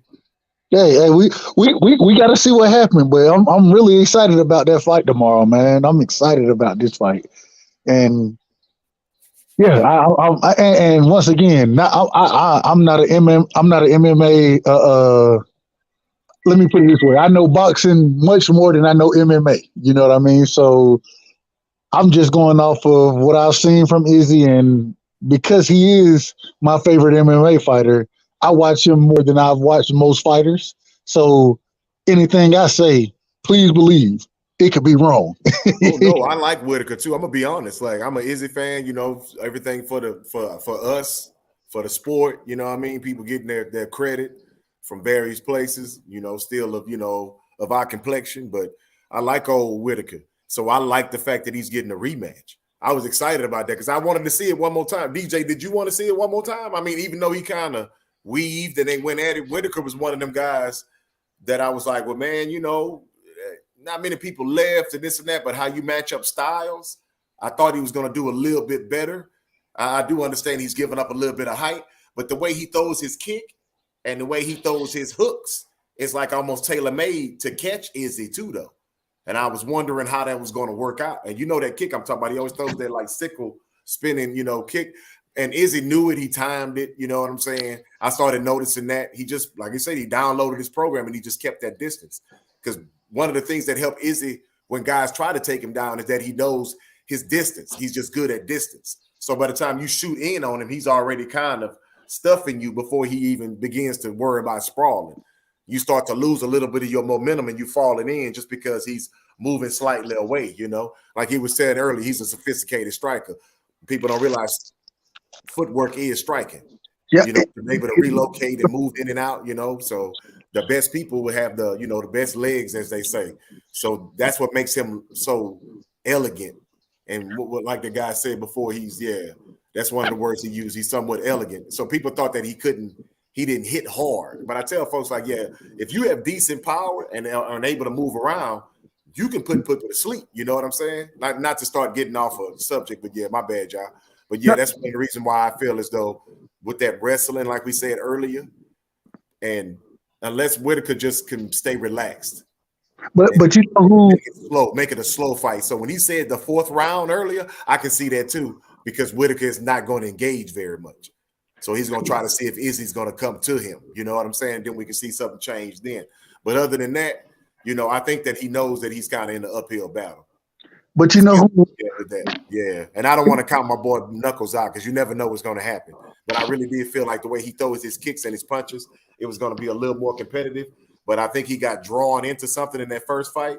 And once your boy kind of went to the real Matrix, it was pretty. They show that on repeat now. Israel Adesanya reminds me of the UFC style or the UFC version of Shakur Stevenson. And the reason I say that is because he can almost fight almost any type of fight, but at the same time can be very accurate with what he does. And so I think that it's a total difference. I'm not saying these two people are even close as far as skill sets go or anything like that, but because I think Israel Adesanya, he's a very accurate puncher, very accurate striker in general, but is also and has learned to refuse. I don't know, and y'all correct me. In UFC, when somebody tries to take you down, is it or do they call? Are you? Do they say you're refusing to take down? Is that the phrase that they That's use? one of the ways you can say, yeah, you know, Okay. yeah. So he's very good at refusing to take down as well. Yeah. You know what I Or mean? refusing to be taken down. Yeah, same. We know what you're cooking with. And because of it, Yeah, I know what you mean, man. They call it takedown defense, but I know what you mean. I know what you're trying to say. yeah, and because of that, though, I compare a lot of to what I see from Shakur Stevenson, because a lot of times on the inside, he's able to refuse to clinch, continue to fight on the inside, and then extend it to the mid range to the outside at his will. And I think Israel Adesanya has that skill set, fight the fight the way he wants the fight to be fought, if that makes sense. So I like how you use that because you know who else does that is Devin. He's slick like that. When people say slick, they don't always. My wife, I tell her that. I say, when you see a fighter be able to, like you say, refuse to be in the clinch, or like Dee said, it is actually called takedown defense, or just stopping that really is something like a quick twitch move to be able to get somebody off you quickly. You know, a lot of folks don't understand that is part of that defense too, besides that slick. So I do like that you pointed that out because he jumps in and out, like you say, but with Devin kind of throws one arm up like his lead arm because, you know, he's orthodox. So that left arm will go up and he makes himself real slick like a snake thin and he slides back out. I like when he does that. And like as soon as you try to, because if I need to and I have you hurt, I can use that at that time, you know what I'm saying? So I'm glad, because he is that way. Shakur, whenever he fought here this last time, man, that's when I put some respect on his name for real. Because your boy tried a couple of times and that was it. After a couple of times, I bet y'all barely remember it. Like I said, when DJ said it was going to be his coming out, he didn't even try to clinch with him no more. You know what I mean? So yeah, and I'm gonna jump back off, man. But yeah, you cooking. I just wanted to make sure I touched on that. No, and this is the thing. So I know we're talking UFC. I got a question for y'all. I got a question, and it goes to boxing. The reason I'm asking this question because I had a debate today about this subject. One individual, I think he's a hell of a boxing historian. He ain't Kurt Anderson. I can't compare him to Kurt. You know what I mean? But I think, you know what I mean. I'm like I said. I think I told you I'm 33. At my age, he would be considered a historian because he's close to my age. You know what I mean? So but he's not a Kurt. He's nowhere near there. I'm not trying to put him on that level. But what me and him, we had a conversation today, and one thing he put his pound for pound list out, and Devin wasn't on it. He put a pound for pound list out, top 20, and Devin Haney wasn't on it, right? And so I was like, bro, ain't no way you could tell me the skill set that Devin Haney has because he has such a large skill set as far as being able to do so many different things. Lomachenko was on that pound for pound 20 list. Now he might have been, I think it was 16, but at the same time he was on the list. Devin Haney wasn't on the list. I think Devin Haney watches Lomachenko easily.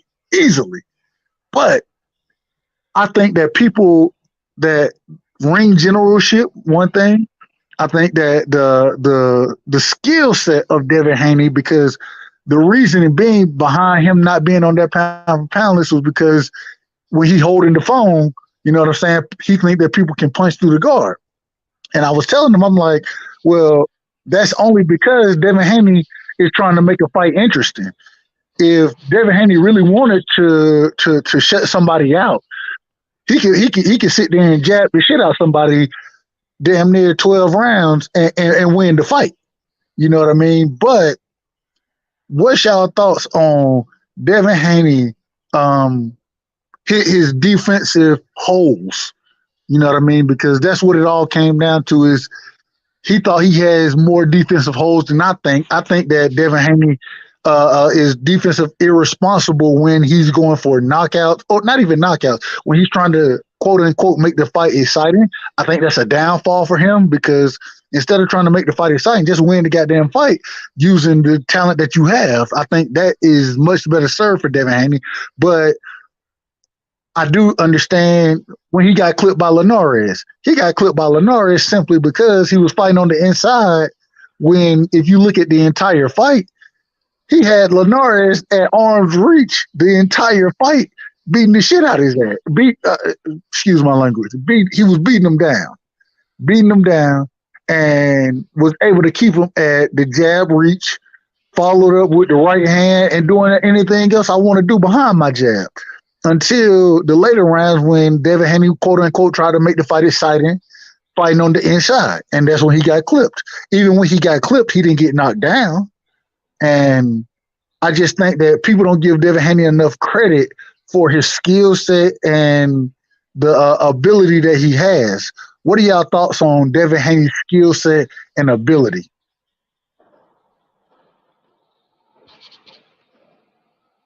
Well, he has great skill, man. The boy is very skilled, but he's still in the learning phase. But he's very skilled. He's one of the better pure boxers out there. But yeah, there's still a lot to learn, as we've seen. A few times that he has been caught is because he got probably a little bit excited and forgot about his defense, and wanted to, he just kind of had a little lapse in his focus. You know what I'm saying? But he's a very skilled fighter. One of the best skilled fighters in boxing today. I don't think for boxing purists that are not being biased, I don't think it's a question of his skill level, but it's a question of, because he haven't had that many tough elite opponents, I should say. I won't say tough, but he hadn't had that many elite opponents, so it's been a question of what. I understand that, but I'm just saying, regardless if they fight him or not, he hadn't had those fights yet. He had Jojo Diaz is like and Linares. His last two fights have been probably the most respectful opponents that he's been able to put on his resume thus far. And the thing is, people are wanting to see more before they're convinced. It's the issue. I think he's a great fighter, boxer. It is just. Let me tell you something. All these cats have a lot to prove still, in my opinion. Even though Teofimo had 3 of those belts, he beat Lomachenko, which was great. But I still think even he has something to prove. I don't think he's arrived to the pinnacle of his career, the pinnacle of his greatness. And we saw Kambosos was able to beat him. And no one's going to put Kambosos above Lomachenko as far as skilled boxers. I think Kambosos is skilled. He's very experienced. He's very confident. But I don't think he's skilled to the level of a Lomachenko. I think Devin Haney shows more skill than Kambosos. But at the same time, styles make fights. We've yet to see these guys all fight each other, so we don't know. Now, the one fighter out of all those fighters, I would say has a great chance of beating any of those guys without too much of a question. They talk about, he may have problems with Devin, he may have problems with Teofimo and all that, but I'm gonna tell you, Tank boxing skills is better than what people want to give him credit for, and he's got the biggest punch out of all of them, hands down. Teofimo may have some power, but he don't have the Tank power, though. So Teofimo to me is his quick reflexes, and he can strike quickly. I think that helps his power game. But Tank, he'll let you get something off just to figure you out, and boom, drop that thunder on you. So it's until these guys start fighting each other, man. I mean, we don't know who's who. I'm gonna say that for me, but I know a lot of people think they do, but I'm gonna say that for everybody because none of us have seen it. You know, we hadn't seen the biggest names. The biggest two names we've seen fight is T.O. and Loma. Those are the two biggest names we've seen fight one another in that weight division. So there's still a lot of unknown in that area to know who's come out on top out of all of them. You know what I'm saying? But I think some of those guys are capable of winning and in great fashion, even under pressure from another elite fighter or what have you. But you know, there's still a lot of learning for all of them to show us. Yeah, we still awake here. Wayne, he asking if Wayne asked him if we still. Yeah, we awake, and we see your fans' perspective. He say he got to get up out of here, y'all. You got a long day, so yeah. He say T.O. jab is garbage. Yeah, when he do use it on cool. I say we went swayed to boxing, right quick. But yeah, you already know I'm. Wayne, chicken and biscuit, man. I was trying to be quiet, but yeah, y'all go ahead, man. Devin, I've always said, man, I think Tank beats all the lightweights except for Devin. Not only beats him, but I think he knocks out Lomachenko. I think Lomachenko is going to try to cut one of them angles. Tank's going to step back and catch him with something while he's moving, and he's going to sit his ass down, and that's going to be the end of that fight. But with Devin, man, Devin. Hold on. Go ahead, my bad. I was gonna say real quick, and because Loma likes to move when he's changing angles, he's running right into Tank left hand. He running right into that left hand because if you ever notice when Loma tries to change those angles, which side does he move to changing those angles? He always moves to the left because he's more times than not he's fighting orthodox fighters as a southpaw himself. So I'm gonna tell you something though. And I think he runs right into Tank hand. Mm-hmm. When he trying to change those angles, I think he's running right into some shit. And go ahead, sorry, my apologies. Yeah, but Devin has a great power jab. Like a lot of people talk about his power and how he's not knocking people out. You go back and watch that fight with Gamboa. You go back and watch his fight with with Linares, and you go back and watch his fight with Jojo Diaz. That jab snaps their head back when he hits them with it, man. He's lightning quick. So until Devin started trying to really sit down on his punches and knock people out, nobody was touching Devin. Devin was in that Shakur Stevenson. It was in that Shakur Stevenson era, man. I've seen 4 of Shakur's fights, and I've seen him stand right in front of other professional boxers, and they didn't touch him. He stood right in front of him. He didn't quote unquote run like a lot of people say that these slick boxers do. He didn't run. He stood right in front of them, and they couldn't touch him. Same thing with Devin. He fought. Everybody likes to talk about that Linares fight. He fought that entire fight, pretty much that entire fight in the pocket after the 6th round. In the first 6 rounds, he just jabbed his face off. But 7th, 8th, 9th, and 10th, he fought Linares in the pocket trying to knock him out because he felt like he already had the fight won. He was up, in my opinion, he was up 6-0 on the cards at that time. So he fought the fight in the pocket trying to knock him out, man. And it's just, I wish Devin would. His defense is on point because Linares was trying to land that same punch all fight. And the only reason he landed it was because Devin had a lapse in his defense where the bell was about to ring and he got caught. Because remember, he got hit, then the bell rung. At the end of the round. At the end of the round. So he really dropped his guard and he got stung. So it's not like he's getting clipped in exchanges and getting Bambi legs. No, the only time he really got clipped in that Linares fight is when he dropped his guard because the bell was about to ring. And to say real quick, not to cut you off, I apologize, but also to say when he did get clipped, it was off of almost, I believe it was a 6-punch combination that 4 of the punches didn't land, and then the last 2 punches landed at the end of the round. And so go ahead, but even then, I still think he won that round. But go ahead, sorry. Yeah, he won that round. He won the first 10 rounds of that fight easy. Only rounds I really gave Linares was the 11th round, and that's because Devin was still trying to recover. And maybe the 12th, even though I think Devin threw more. Everybody says Devin kind of shelled up, but he threw more punches than Linares in that 12th round. I scored at 9-3, man, and every time I look at it, I still scored 9-3. But I know people argue I had it about 10-2, that. man. I had it 10-2. Yeah, a lot of people say 10-2, but I'm gonna tell you something. That round where Devin got hurt before the end of the bell, he had won that round up until that point.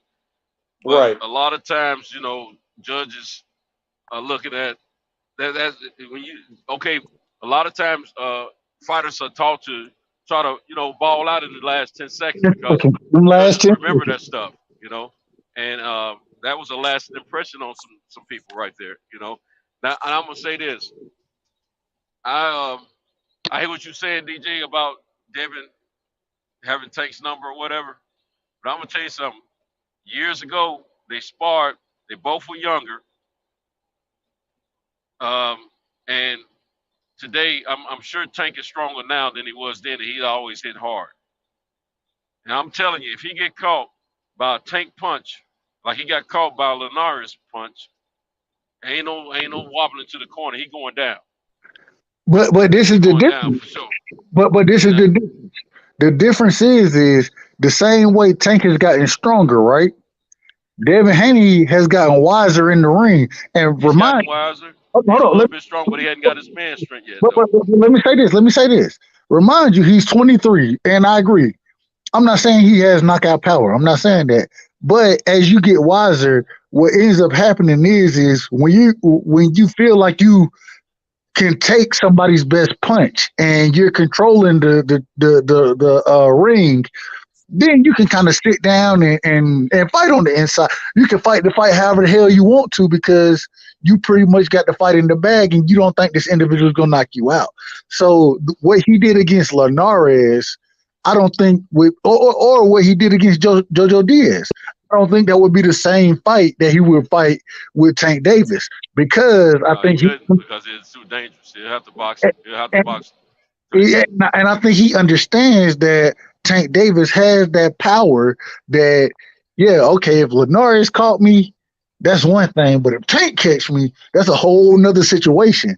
So I think that Devin Haney, at the end of the day, he would outbox Tank Davis. And when himself in position to get caught, he would be more defensive versus trying to fight on the inside and being aggressive as he was.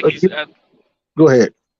I think he's athletic enough to box Tank, but I also have to give credence to the fact that Tank is very capable of getting on the inside of anybody he faces in a fight, and that's he waited till he was able to stay close enough to Santa Cruz before he lowered the boom on him.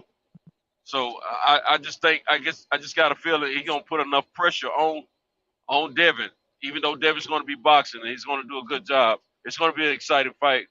If they were to fight within the next year or two, is what I'm saying. Anytime after that, Devin could be in his man's strength and his power may increase and he may start getting more knockouts at that point himself.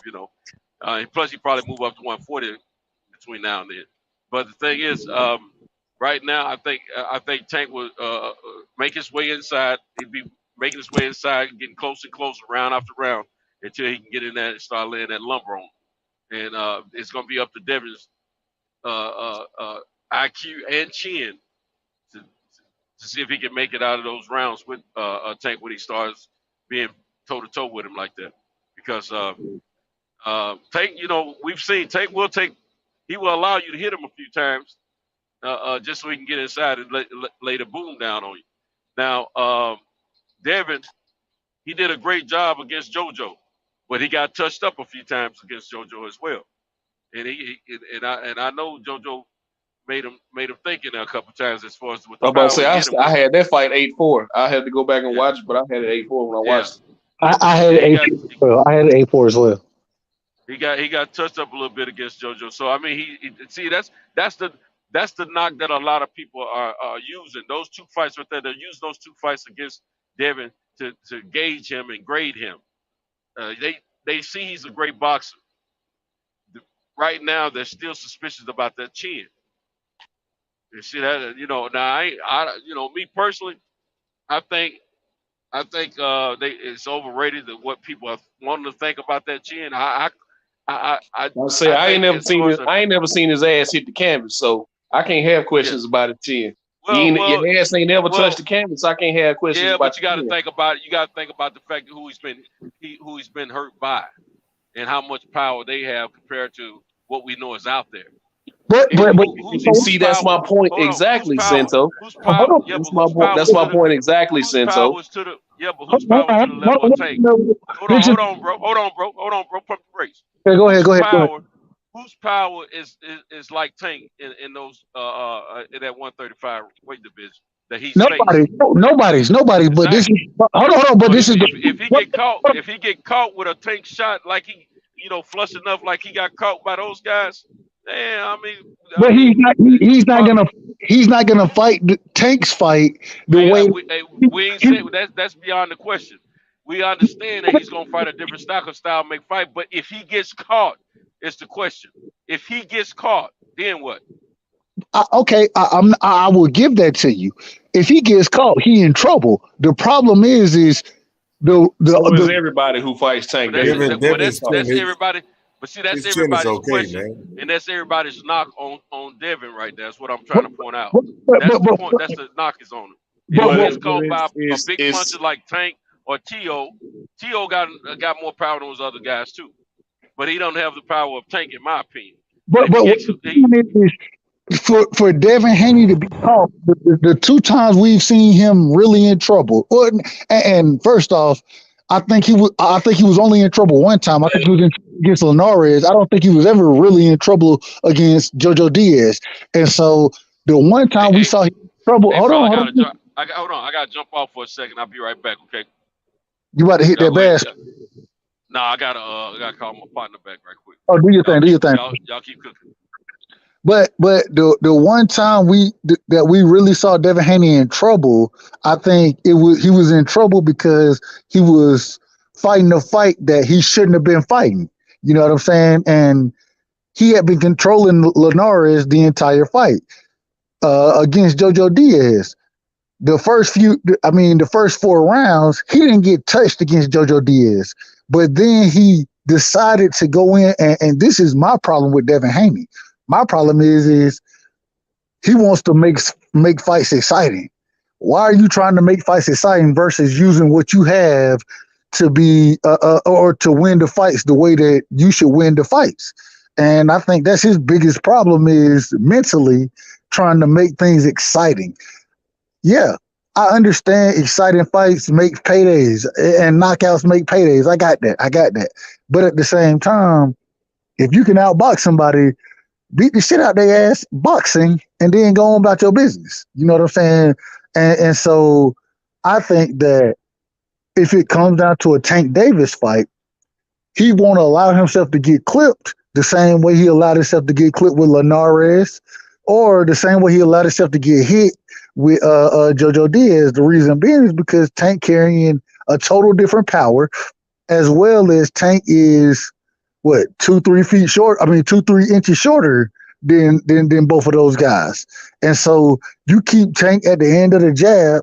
You know what I'm saying? When Tank rushes in, what do? You tie him up, you bring it back to the center of the ring, and you keep moving. And at that point in time, that's when I want to see what Tank boxing skills really come down to, because I think to beat Devin Haney, Tank is going to have to outbox Devin Haney. He's not going to knock him out. The reason being is because I don't think that Devin Haney is going to give him the opportunity to knock him out. The reason those other guys had those opportunities is because Devin Haney wasn't worried about their power.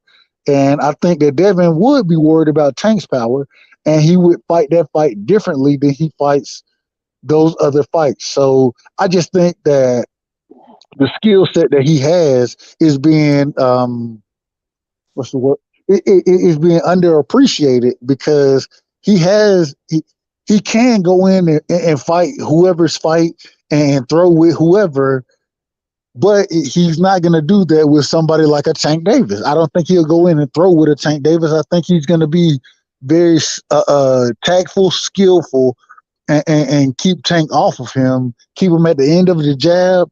And when you look at the Barrios fight, one of the things that Mario Barrios did, and they had Floyd Mayweather coming up, even though I thought Tank was winning the fight, in my opinion. He was. He was winning the fight. Okay. We were there.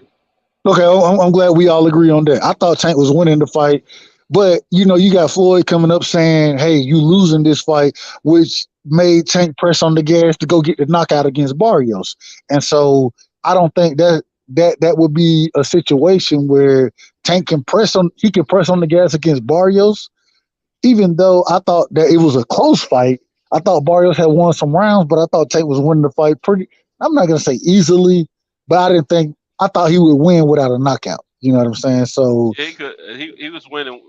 If he had won 12 rounds, there's no doubt in my mind that he would have been victorious. Now, whether or not the judges would have tried to do something different, that's another question. But I think they would have went on done the right thing at the end because it was his showcase. But when it come down to Dev, no one is. When I listen to people on YouTube and the other, YouTube. When I hear people on YouTube voicing their opinion about what type of fighter he is, what level of fighter he is, I never hear anyone speak negatively about his skill level. They always speak in a positive sense about his skill level. The only knock I hear about is his chin. he got clipped by Lenore. That's why. And I think they're a little bit overdoing it when it comes down to that. But at the same time, the reason I use Tank because I feel the Tank is the biggest puncher out of all those guys. And then people got to understand, some people don't realize how skillful Tank is as a boxer. Yeah, I think 93 Octane was just alluding to that in the chat. Like Tank has an underrated fight IQ. Yeah, I mean, we saw that against Barrios. Yeah, he's a brilliant boxer, man. I'm gonna tell you, I actually noticed it before Barrios, but he turned it up a notch for me against Barrios. The boy's got a hell of a lot of IQ and a lot of skill in that ring when it comes down to boxing. And I'm gonna tell you something. Don't forget, most everybody in boxing. I ain't talking about people that are in the business of boxing or high-profile fans of boxing. I'm talking about fighters. All fighters are always saying, Tank is one of those guys you don't want to see in the ring. He got that power. And they said it not just his power, but his skill level as well. I agree. It's his skill level. What did our brother Tay Jones tell us, Cinto? What did our brother say? You know what I'm saying? Exactly. He told us it's two fighters. Exactly. Yeah, there's two fighters that everybody knows. Everybody is the goods. Everybody else has questions about him, but it's two fighters that he named that everybody knows and don't nobody really want to see in the gym, and that's Shakur Stevenson and Tank Davis. What did they say, Boots? Shakur Stevenson, Tank Davis. We're seeing those are I guess we were speaking about 140, 135. Yeah, we were talking about the lighter weights. That's cool. I understand that. Yeah. I heard I checked out an interview that was very interesting to me yesterday morning when I was out here riding on a suicide alert yesterday morning because we didn't have the boxing section last night. No, I'm just playing. But I saw I was cowards there when I was here there. But I saw Blair the Flair. He did an interview on the Boxing Voice. I saw that. A lot of stuff you did. A lot of stuff he was saying. I think he was just talking. Just to be talking. But one thing he did make clear, he was talking about when he was back in Philadelphia, the fact that he was the man and all that. Now they said that Boots gave him the business when they sparred. Now he won't go in. He won't say he got the business, and he won't say that. Yeah, he didn't deny it, and he didn't say But at the same time, so we know what it is. That means Boots got it. But at the same time, he was saying that it wasn't big to him. If it was BS, he would have told us it was BS. Exactly. But one thing he did, he was saying is that it was more exciting for Boots and his family than it was for him because he was the man in Philadelphia. So that's why he don't remember as well. That's what he was saying. But at the same time, I don't think he was lying about being considered one the tougher guy at one time. And amateur ranks and low-end professional ranks in Philadelphia. But I do think he got handled in that sparring session that they had. bro. But he's calling Boots out, you know. And I'm gonna tell you something, man. You know, they talk more about what Porter has said, and now that I hear, you know, a different side, I'm gonna go pull that statement up. I mean, that interview. I mean, that show when Porter said what he said. I'm gonna go pull it up. But right now, from what I heard them saying, they alluded to what he was saying more than what I've heard some other people say. And I'm gonna tell you something. If he said pretty much what they were saying, I don't think Porter was out of line with what he was saying. Man, he was out of Because line, man. He was out of he line. was. Well, I'm gonna have to go. I I'm gonna have to go back and take the whole. I'm gonna have to go back and take the whole thing into perspective. I don't want to hear just pieces of it. I want to hear the whole thing. agree. And then I pass judgment. So, but I'm my not thing finna is, listen. I'm not finna listen to Sean Porter talk for 2 hours. yeah, but the truth of the fact is, just like we're talking about Devin right now, you know, and I'm saying what I'm saying about Devin, I feel the same way about Boots. Even though I never seen Boots hurt, he don't have any real big names on his resume. And he looks good in what he does, and that's great. But I mean, these numbers that he's put up and these shows that he's put up hadn't been against these elite fighters though. I ain't never considered Delame an elite fighter. I never considered Lipinez as an elite fighter. Is he tough? Yes. But he ain't never been a 147 champion. Neither one of them. So I mean, it is what it is. So he still got a lot to prove. I think he need to fight within his you know, just like you go to high school, you're a freshman, you're a sophomore, you're a junior, you're a senior. I still think he needs, you know, there's some names in his weight and I mean his class, graduating class, that some fights they can make and still get good turnout and prove something. Huh? I said they don't want to fight him. You look at Virgil Ortiz. But this guy Blair the Fair one wants to fight him. I ain't saying Blair all that, but he got hard. He don't, Cento. They called it. Boots and Bozy and his color like, man, he trying to raise his profile, man. By calling why you start calling my name when I already got a fight? That ain't the point though. The fact is, he's on record, on camera, saying he wants to fight him. That this is the point. It don't matter if he had a fight or not. He on always Boots fighting a lot, man. He ain't like these high-profile champions that fighting every now and then. He's fighting a lot. So I mean, they do or they don't want to fight. I mean, they may not. But I'm just saying, this is a guy that's called him out because Ortiz ain't called him out. Conor Ben ain't called him out. Ortiz said 48 months. I think they ought to try to make a fight with Speedy Rashidi too. A lot of people ain't saying nothing about this kid, man. This kid got skills, man. But he got some issues going on over there. Golden Boy. Speedy Rashidi ain't getting fights right now, though. That's the problem. It's a promotional thing, apparently. But at the same time, I'm just saying, there's several fights out there for him to prove that he's better than his graduating class. He leaps in the bounds, you know, ahead of them. And then the next thing to do is fight the upperclassmen, which are the elite champions of that division. Right now, I think all the guys ahead of him had to earn their way up. And I think he's got to, you know, he got to get somebody.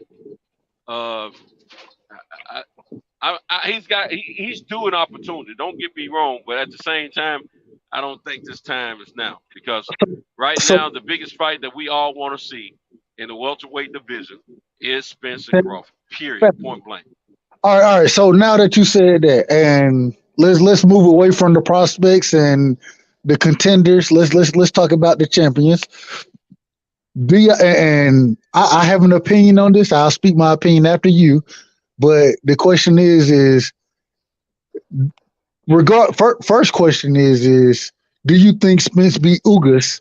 And the second question is whether it's Spence or Ugas, should either one of them fight Terrence Crawford? I think Terrence. Yes and yes. Yeah, I think Terrence should be afforded the winner of that match because of the fact of undisputed. But my mind tells me Spence will outbox Ugas, but Ugas is you never know with Ugas. You liable to get the Ugas that face Pacquiao, or you liable to get the Ugas that face Sean Porter. So you never know. That was a fight this is a fight that was trying to be made a few years ago. So it's going to be it ain't going to be a cakewalk. I think it's going to be a tough fight. But I got a feeling that Spence is going to outpoint him. I mean, Spence, at the end of the day, I got to give credit where credit's due. He is a volume puncher. He's a busy fighter. He ain't running around the ring trying not to punch. He's a volume puncher. And he's going to hit you with something to make you cough a little bit. So, my betting mind and my boxing fan mind tells me that Spence should win that fight. No problem. But, I mean, Ugas, he turned it up on Pacquiao, man. He turned it up on him. And he was tuning Sean Porter up too. So we'll see. We will see. It ain't gonna be an easy fight. I don't think. I can respond, but I want somebody else on the panel if y'all want to respond. But I can't respond. I kind of wanted to. I was listening. I'm moving around a little bit, y'all. Man, I was gonna say a little something on Devin, man. He's just so highly criticized. To be honest with you, that's one of the reasons why he's kind of came on my radar, besides some of the other guys that you kind of check out and look at, you know what I'm saying? You start hearing here and there. He just stayed there with me because to say that, they always talk about the negative side of Devin. The crazy thing is that it's because he is so talented. It's not to take nothing away from Tank, because Tank got, like you say, he has that equalizer. If I like Deontay Wilder, then if you like that, then you're going to more than likely to like Tank. Tank is a little more, agile. He's a good boxer. I do agree with people when they say that he's underrated, because they try to make both of them whatever it is they are and make it almost mechanical. Like, oh, he's just a boxer. You know what I'm saying? So he's just going to box you to death. And then they say with Tank, oh, he just has power in his hands. But if he has to box, it's going to be a problem. So I try not to buy into those two things when it comes to it, man. And I'm always do it on the platform to bring it up, but I'm just gonna say it with black fighters because even us ourselves we just do it. It takes a little time for you to learn yourself and realize when you not being objective when it comes to fighters. And I'm not saying nobody's on this panel not being objective, because what you said, everybody said made sense, but I remember I went a little too far. Like I always go back to Fred's show because, like I keep telling you, it was the first time I even stepped out and said something. But whenever they were talking about him that night, and I kept saying, "Do you know how hard it is just to stand in front of somebody and jab him?" And I asked that a few times. And earlier, D said that he's like, "Man, he got a good power jab," and that's what I try to explain to people, that whenever people stand in front of Devin, what frightens them is that he has a decent jab, but you just don't see it. He's fast. He moves real well. And I understand what you mean by no power, because he's always at the point of getting ready to move when he punches. He's starting to learn to do that less.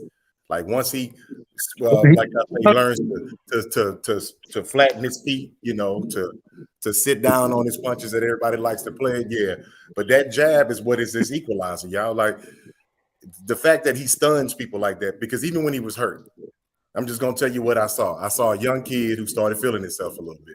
Period. He was getting to where he knew and he felt Linares' power. It wasn't because he just was faster then. It's because he got hit before that. Like, how everybody has a good poker face. Another thing I like about him, Shakur and Tank, these youngsters know how to hide pain, But he got clipped a few times, but he was like, oh, okay, I can kind of, all right, I can take this. And that shot that everybody keeps bringing up, he made a rookie mistake.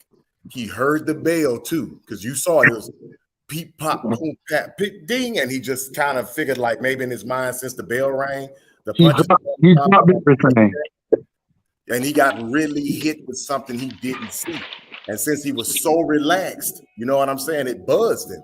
It hurt him. Trying to talk about his chin so much, I'm like, y'all, you don't realize even if you got a block head, the way he was hit, like on the side and on the ear and all that, and he was able to turn around. And you can see he was slightly short-circuited because when he started walking, you can see it. And Linares made sure to do the Matador Bull to bring attention to him being buzzed. Because some people probably would have kind of saw it for a second, but the simple fact that he did that, it really brought attention to it. So Devin was still able to come out. And even if he was clinching, it's part of a fight. He was able to clinch for that long. That means that even though he was short-circuited, he was able still to be intelligent enough to hold this man. Oh, boo. Oh, look at him. Yeah, he's been exposed. No, you hold him to high regard because he's such a pure fighter. And you just look at anything to complain about on this man. He can stand in front of people, and the equalizer that's going to be with Tank is that jab. Because if you can't see my jab and you just keep feeling my jab, it's going to intimidate you because you don't know if something's coming behind that jab. So that's why at first I didn't like Devin, and I'm telling you, I didn't like the way he would do things because he shoots his jab so much. But I started to understand what he was doing. You know what I'm saying?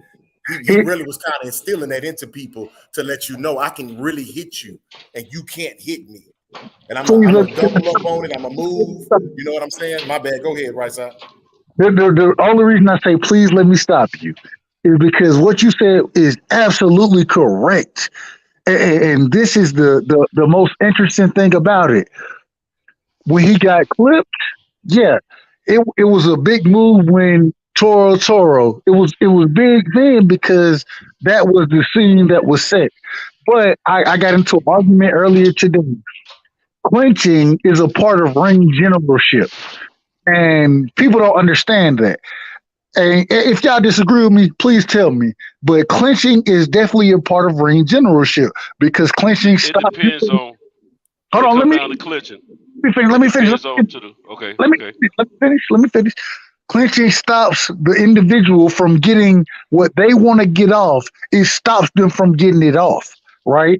And so there, if you can, the same way we were talking about Israel Adesanya, if you can, or damn, what's the word I'm looking for? Go against the clinch. There's a word I'm looking for. Y'all know what I'm talking about. If you can avoid the clinch or refuse the clinch, and you know you're in control of the fight, that's one thing. But if this individual, supposedly, when you have him hurt, if you're allowed to clinch, general, hey, we losing. You sound like that. Is that just me or y'all? Yeah, no, am I going in and out? I'm going in and out. I heard. Well, I heard like dishes or something in the background. I don't know what it was. Yeah, that's me. That's me working. You probably heard me, but yeah, your voice was going. It was cracking. Okay. So what I'm saying is let me go. Okay, clinching is a part of ring generalship because when I'm clinching, I'm stopping my opponent from getting what they want to get off. You know what I mean? And so I had this argument earlier today where I was saying that even though, yeah, definitely keeping the range, ring generalship is a very broad subject, but clinching is a part of it. And the individual I was talking to was saying, well, if you go in hugging and running, then it ain't boxing. No, it is boxing. It's a part of boxing. And if you can't refuse the clinch and understand how to refuse the clinch and to be effective while refusing the clinch, that's on you. And so I give Devin Haney credit because I agree. I think that punch clipped him. I think he was hurt, but I also think he was able to come out and find a way to say the significance. You know, I didn't want to kill it because I wanted to go a little direction besides just with the clinch. The thing is, I don't want to bring another fighter up like they say, but they do all of this stuff to the fighters, like I said, color, but then we can't do the same thing back, which I always say is a double standard. And what I mean by that is that Ryan was dropped, but he was celebrated. And I know everybody makes this point because it's the same stuff that you kind of hear in each circle, but if we're going to be totally honest about stuff, because people want to question his chin, and I know what the main thing is. I said it before with Devin. Devin is danger. Devin is danger because if he's being ducked by just pure logic, if he has a weak chin, if he has no power, why is it that this man is not being able to get fights? Why do they want to fight him? the thing about it is that he's very, you got to have some power. And what's going to happen with that jab, what I was going to say is that I'm going to close your eyes up. Like everybody, if you start going back, even with Linares didn't close the distance because he couldn't. And I was like, that's around the time that I was still, like I said, I told you, was on the barbershop and all that. But that's what I was trying to tell people is that even when, like you were saying earlier, with the clinch and everything, the fact that his brain was still good. And, you know, that last round, like y'all say, kind of was this dude was able to do what he wants to do. And I'm repeating what people said. And the reason why is because, like you're trying to say before, if you can't clinch me, what does it really come down to? Are you allowing me? Are you basically telling me that you got me hurt? Okay, we're going to talk about me being hurt. And you're just going to keep letting me lay on you.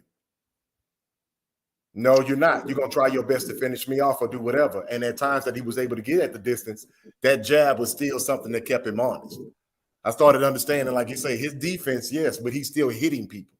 And he must have enough power because still to this day, when I see him fight, nobody really walks up on Devin. They don't. Linares tried to make it a little dirty and went for the gusto right at the end of the fight. And he's smart. He's a vet. He looked at the time. He saw where they were located in the ring. He understood what was going on at that point in time. He even noticed that Devin was being a little reckless because that's part of being a fighter too. So I'm not going to take away from his intelligence, but Devin didn't get dropped. If y'all want to make it like that, I'm trying to minimize it, but why is it such a big thing to see him buzz? Because he's won all those rounds. That's the big thing. He's not only winning, he's winning impressively. And they don't want to see him grow into something else. You know what I'm saying? So they're going to start trying to talk about what he's not. The only reason why I'm saying that, I'm going to hurry up and get off of it because I know I get long-winded, is that those are the only ones that are held to that standard. Tank is being said something, you know, that's the opposite. Of course, Shakur, and now Devin. So until I see a little bit more from all of them, I'm not going to do that. You know what I'm saying? Because Tank, this last fight, everybody wants to say, oh, Pitbull is a star and this and this and that. And I know he was hurt. You know, Devin fought with a broke hand too. That's what I was going to try to throw in at the end of that. So he got some dog in him, bro. That's what I want to see from the three men. And I know Shakur now for sure has it in him. You know, I didn't understand his at first, but I understand it now. And I'm going to go back on mute, y'all. But what you say is absolutely correct. If I can clip you and hurt you, right, I got to press you to finish you. If I can't press you and finish you and you don't win all these other rounds, me clipping you means pretty much nothing. I didn't even, and Linares dropped, and what they'll tell me, I have a certain individual that I ain't calling no names tonight. I'm not doing that. When Linares clipped Devin Haney, he didn't drop Devin Haney. But when Linares clipped Lomachenko got dropped. You feel me? But y'all gonna tell me that Devin Haney he got a glass chin. But when Ryan Garcia got hit by Luke Campbell, we all know Luke Campbell ain't got no power. Luke Campbell, I don't think we really need to talk about Ryan. I know y'all brought him up, but I'm gonna tell you something, man. Ryan is the weakest one in that whole division as far as with a name. He is the weakest one. All the fighters say the same thing. So why are we discussing him? We know what it is. We saw what happened. He don't have a chin. He don't have a chin. I only brought him up in reference because I know most people know his name. Devin. I know, but his chin is nowhere near as good as Devin. The reason that's what I'm saying. It was just an easy reference that I know most people would get instead of discussing it is because when Devin Haney got clipped, even though he didn't get dropped by your better puncher, right? Everybody says Devin Haney has a glass chin. When Ryan Garcia got knocked down by Campbell, who is not the same puncher that Linares is, right? He's not even close to the same puncher. But everybody praised Ryan Garcia for getting up and being able to knock out Luke Campbell. No, let me finish. It's a double, and the reason I'm talking about it is because the double standard is ridiculous. Because what we're saying now is we have a knockout. Somebody, Linares dropped Lomachenko. Facts. Yep. they will tell you that Lomachenko is pound for pound best at 135, whereas Ryan Garcia got dropped by Luke Campbell. But then Ryan Garcia is still supposed to be on Devin Haney level. It's two different standards that we're working on, and that's the reason I bring it up. And Oh, 93, yeah, and I feel you, my bad. 93 octane, I didn't see what you saying make perfect sense. Like you said, if you get hurt and clinch the smaller man with proven power, you punch your power that has a deadly uppercut body shot. I'm not just saying that it's not going to work out. I didn't really go further into what I thought Tank would do back to him, but they just trying to negate what Devin does, and at the same time trying to find fault with him. So if you're trying to find fault, then that means that you're pretty much saying everything else he does is pretty effective and efficient. That's the reason why he being ducked. You know, that cake and eat it too stuff is all I'm saying. Because I did want to break that fight down, but I don't want to start acting like I'm just going to be dominating. I just saw that though. My bad, right side. No, you good. And I'm being quiet too because I'm talking a lot. So go ahead. Let me because I'm moving around anyway. But I knew that fight right there is just something about Devin, man, that gets people. It's Devin, Canelo, you know, recently Valdez, because it's certain fights and certain fighters that just got certain either notorious stuff like Boo Boo Andrade. So it's certain ones that when people bring them up, and I know Devin is one of the ones I kind of picked up his little, I got his back, if you want to say, because I understand what it is with him. I know why people still question it because they always want to say, well, who did you fight? Man, I'm so tired of that. Who did you fight stuff? They still young guys. Because you know, if you want to bring that up, you got to always say who was willing to fight him. That's what I'm saying. Who was willing to fight him? And I'm like I said, I'm gonna go back on mute. So before you jump on, hold on. Before you jump on, I want to say one thing. This is a true statement, and I don't even know. I don't know if I should make this statement because then I'm gonna be held to a certain standard. But I'm gonna make the statement. I was never a Devin Haney fan. I like Devin Haney. He's cool. You know what I'm saying? I'm a Devin Haney fan right now. The reason I'm a Devin Haney fan for two reasons is because the way he gets attacked by the outside as well as the individuals who's ducking him. I became a Devin Haney fan within the last 6 months. Truly, and I ain't got no problem. I'm not even mad at that. It's the truth. I rock with Devin Haney now. The reason I rock with him is because I look at the man's skills. Of course, I think Shakur got the goods. I think Shakur is a better fighter than Devin Haney. But I'm a Devin Haney fan because I think Devin Haney is second to Shakur as far as defensive boxing goes, as far as foot movement goes, as far as boxing skills go. And so outside of power, and me and Mike Tyson got the same birthday, so I love power. June 30th, look it up. That's Mike Tyson. That's Mike Tyson's birthday. That's Avery Wright's birthday. We got the same birthday. I'm still around with Devin Haney just because this dude is doing it the right way, and I respect the way he's doing it. And I feel like it's so much hate coming toward him that, damn it, I gotta support him. I just because of the hate. And when y'all start talking about the lack of power ain't everything in boxing. It ain't everything in boxing. He got a lot of skills, the same way Shakur Stevenson. He ain't the most powerful boxer, but he got a lot of skills. I think that Shakur, Devin Haney, Boots Ennis, I think that's the future of boxing. And once again, like I said before, and then I'm pushing it over to you, bro. I just think that y'all give Devin Haney in comparison to Boots and Shakur Stevenson, I think y'all give him so much disrespect. It's disrespectful to me because when I watch this dude fight, when I look at this dude train, when I look at what he got going on at the business level, I can't have nothing but respect for him. And it's disrespectful to me when y'all have disrespect toward him. And that's just how I feel about it. And I want you to understand, yes, it is very, I always say I'm not a fan of I'm a boxing fan. I got one fighter that I have become a fan of, and this is within the last 3 months. Matter of fact, has it been 3 months? It's February now. Since December, after his last fight, after the nonsense I heard about him against JoJo Diaz, that's when I became a fan of Devin Haney. And I'm right with Devin Haney just because, bro, yeah, it seems like so many people got so much hate for this brother. And I respect and appreciate and love what he doing. That hey, that's the person I'm a fan of. And so whenever y'all hear me talk, y'all gonna hear me say, I don't have no favorite fighter. Oh, I got one favorite fighter. That's what you're gonna hear me say. Devin Haney, my favorite fighter now.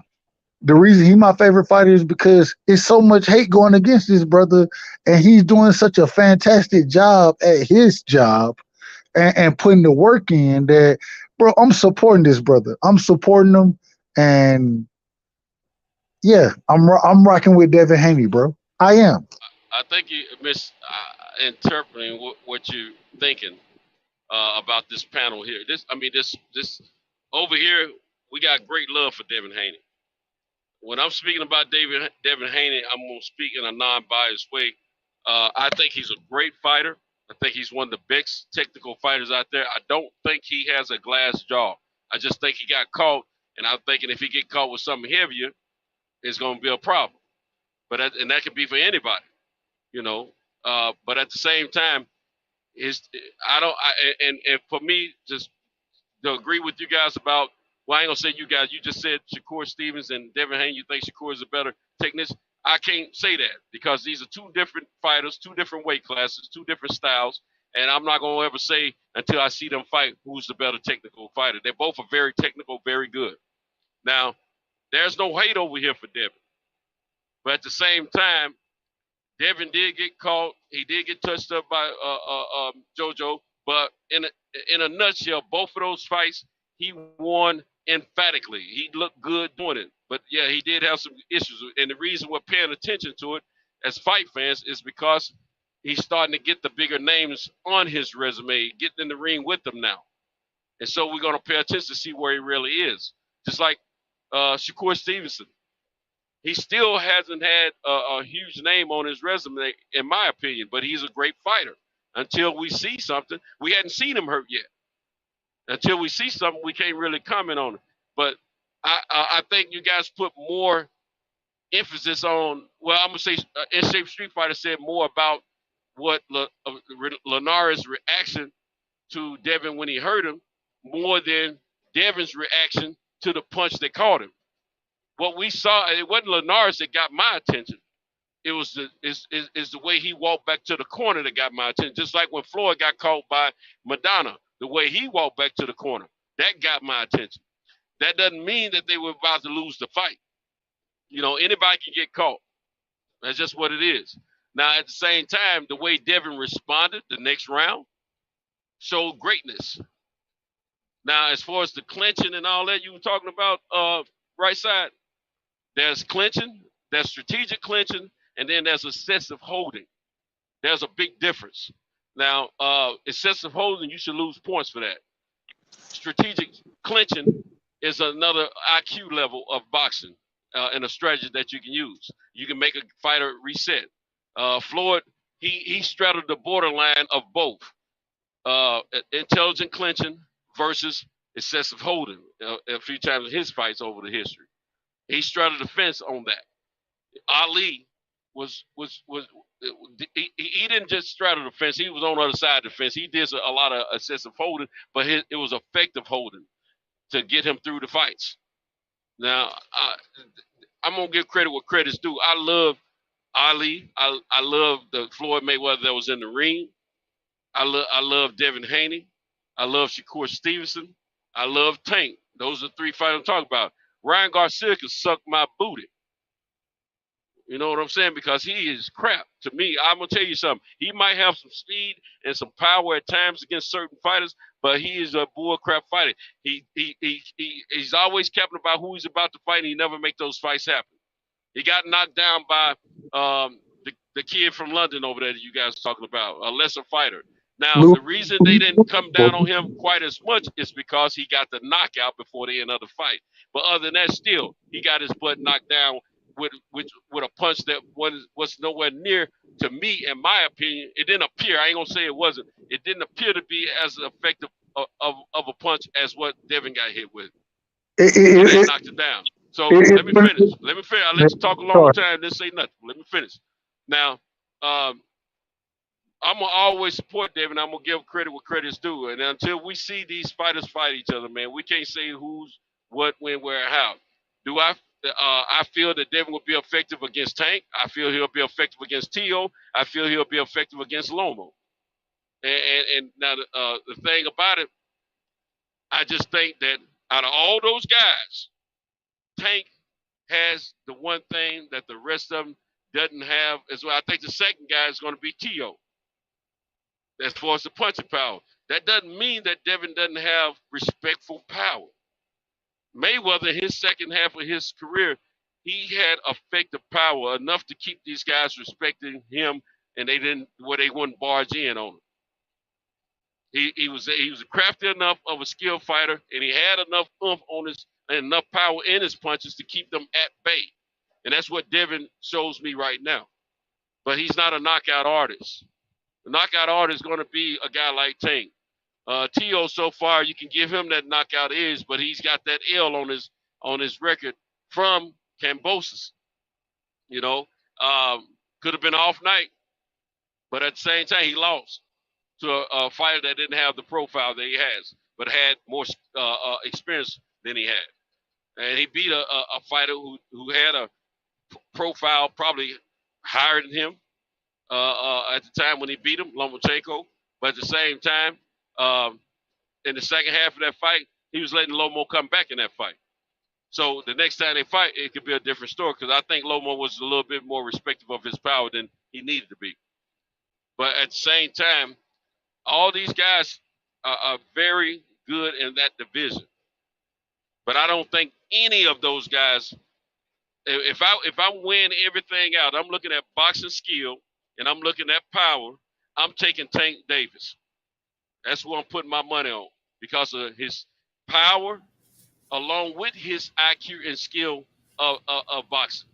No, see, Tank doesn't get as much credit for his intellect and his boxing skills. They give credit for the knockout, but they don't give him enough. They don't give him enough credit for those things. Now, when it comes down to Devin, Devin is his and above. I mean, skill is. The people are not questioning his skill level. They're not questioning that.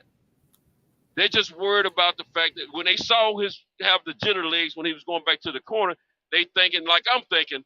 In a sense, some of them are hating, but some are thinking like I'm thinking. If he gets hit by a Tank or gets caught by a good Tio on a good night, because they both are, to me, are heavier punches than Linares, and I think they're both heavier punches than JoJo. How does it hold up then? We saw how he held up to Linares, which was great. He did a great job, and I think he did a very professional champion job of holding up after that punch. But at the same time, if he gets caught earlier, midways in a round where he has to fight through a little bit more right after he gets hurt by a heavier puncher, then we until we know or see that, we don't know. So that's the thing about it. But other than that, he's a great fighter. We can't take that away from him. He's going to be good. I'm not caring about what the haters are saying about him. I'm looking at it from a boxing fan, not a biased boxing fan, a boxing fan. I like this guy. I admire this guy. I admire everything him and his dad is doing. But I want to see what the situation will be if you get caught by a much stronger puncher. And right now, the strongest puncher I see out of any 135 in that division is Tank Davis. And we know Tank has a chin. Tank takes a punch pretty good. I hadn't seen Tank look like he was about to get dropped or knocked out or anything like that. And whatever they said about Tank in this last fight, screw that. The ones that's talking bad about him, they hating on him because they're not true boxing fans. The man beat a very good, strong fighter with one hand. That you don't do that. Not an average fighter. You have to be an elite fighter to pull that off. He didn't do it by knockout. He did it by boxing. So I ain't trying to hear what all these non-fight fans are saying. These are non-fight fans making all these negative statements about these certain fighters. Because I mean, at the end of the day, Tank is a good fighter, great fighter. Devin, good fighter, great fighter. Tio, good fighter, great fighter. Lomachenko, good fighter, great fighter. Frank, what's the guy's name? Is it Frank White or something like that? Frank, he just had a fight like a month ago. That kid is good. I think he's about 16-0 now. Knocked out Jono. Frank the Ghost Martin. Frank Martin, that boy's a bad boy. No one talks about him. He'll give a lot of people some problems, you know. And so at the end of the day, there's a lot of fights out there to make. And notice I never said anything about Ryan. Ryan is nothing to me because Ryan has proven to me that he don't want to get in there with the best of the best. And until he gets in there with the best of the best consistently and prove that to me, he's got a high profile name and got all these followers. And they talk about he can generate all this money, but then he always capping about who he's about to fight, and then it don't happen. Bump the bull crap until he get in there and show me that he's got enough balls to get in there and stay in there and fight somebody. I ain't trying to hear what he's saying. As far as I'm concerned, his chin is glass. I don't feel these other guys have glass chins. I feel he does.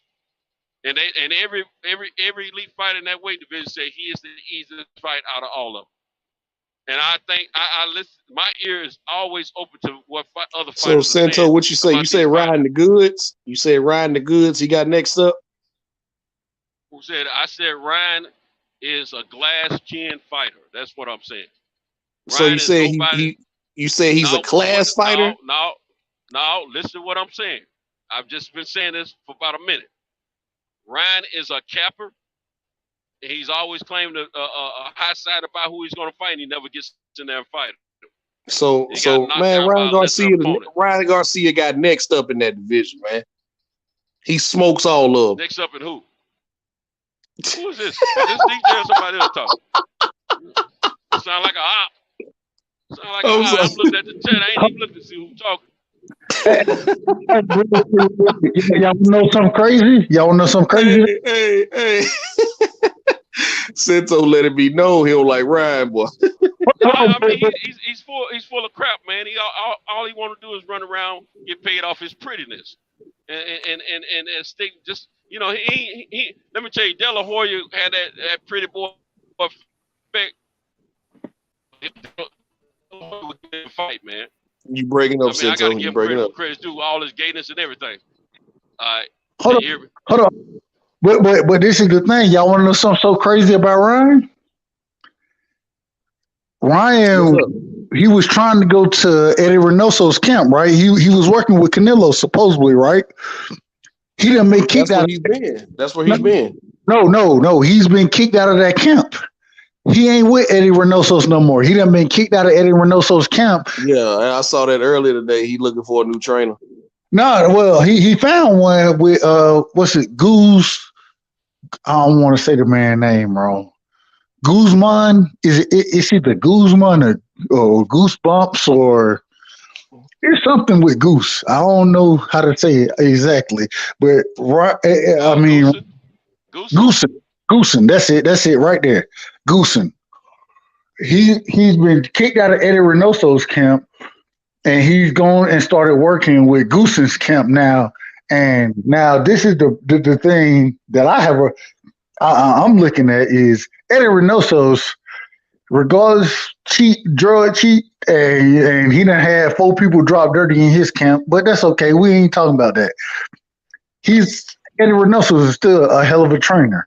You know what I mean? And so if Ryan Garcia can't make it there, Ryan Garcia ain't got too much of a chance to make it as far as boxing go, in my opinion. Well, they want you working over there at that gym. It ain't so. And they got legit killers over there in that gym. Despite how we feel about them, they got legit killers over there in that gym. especially since the Ellis brothers over there too. The Ellis brothers been in camp with Canelo a few times. But if you go to camp, that's what you and they'll tell you. And why if you not working and they kick you out the camp, bro? Come on, bro. They see the man capping and playing around. Look. This is what Ryan is building.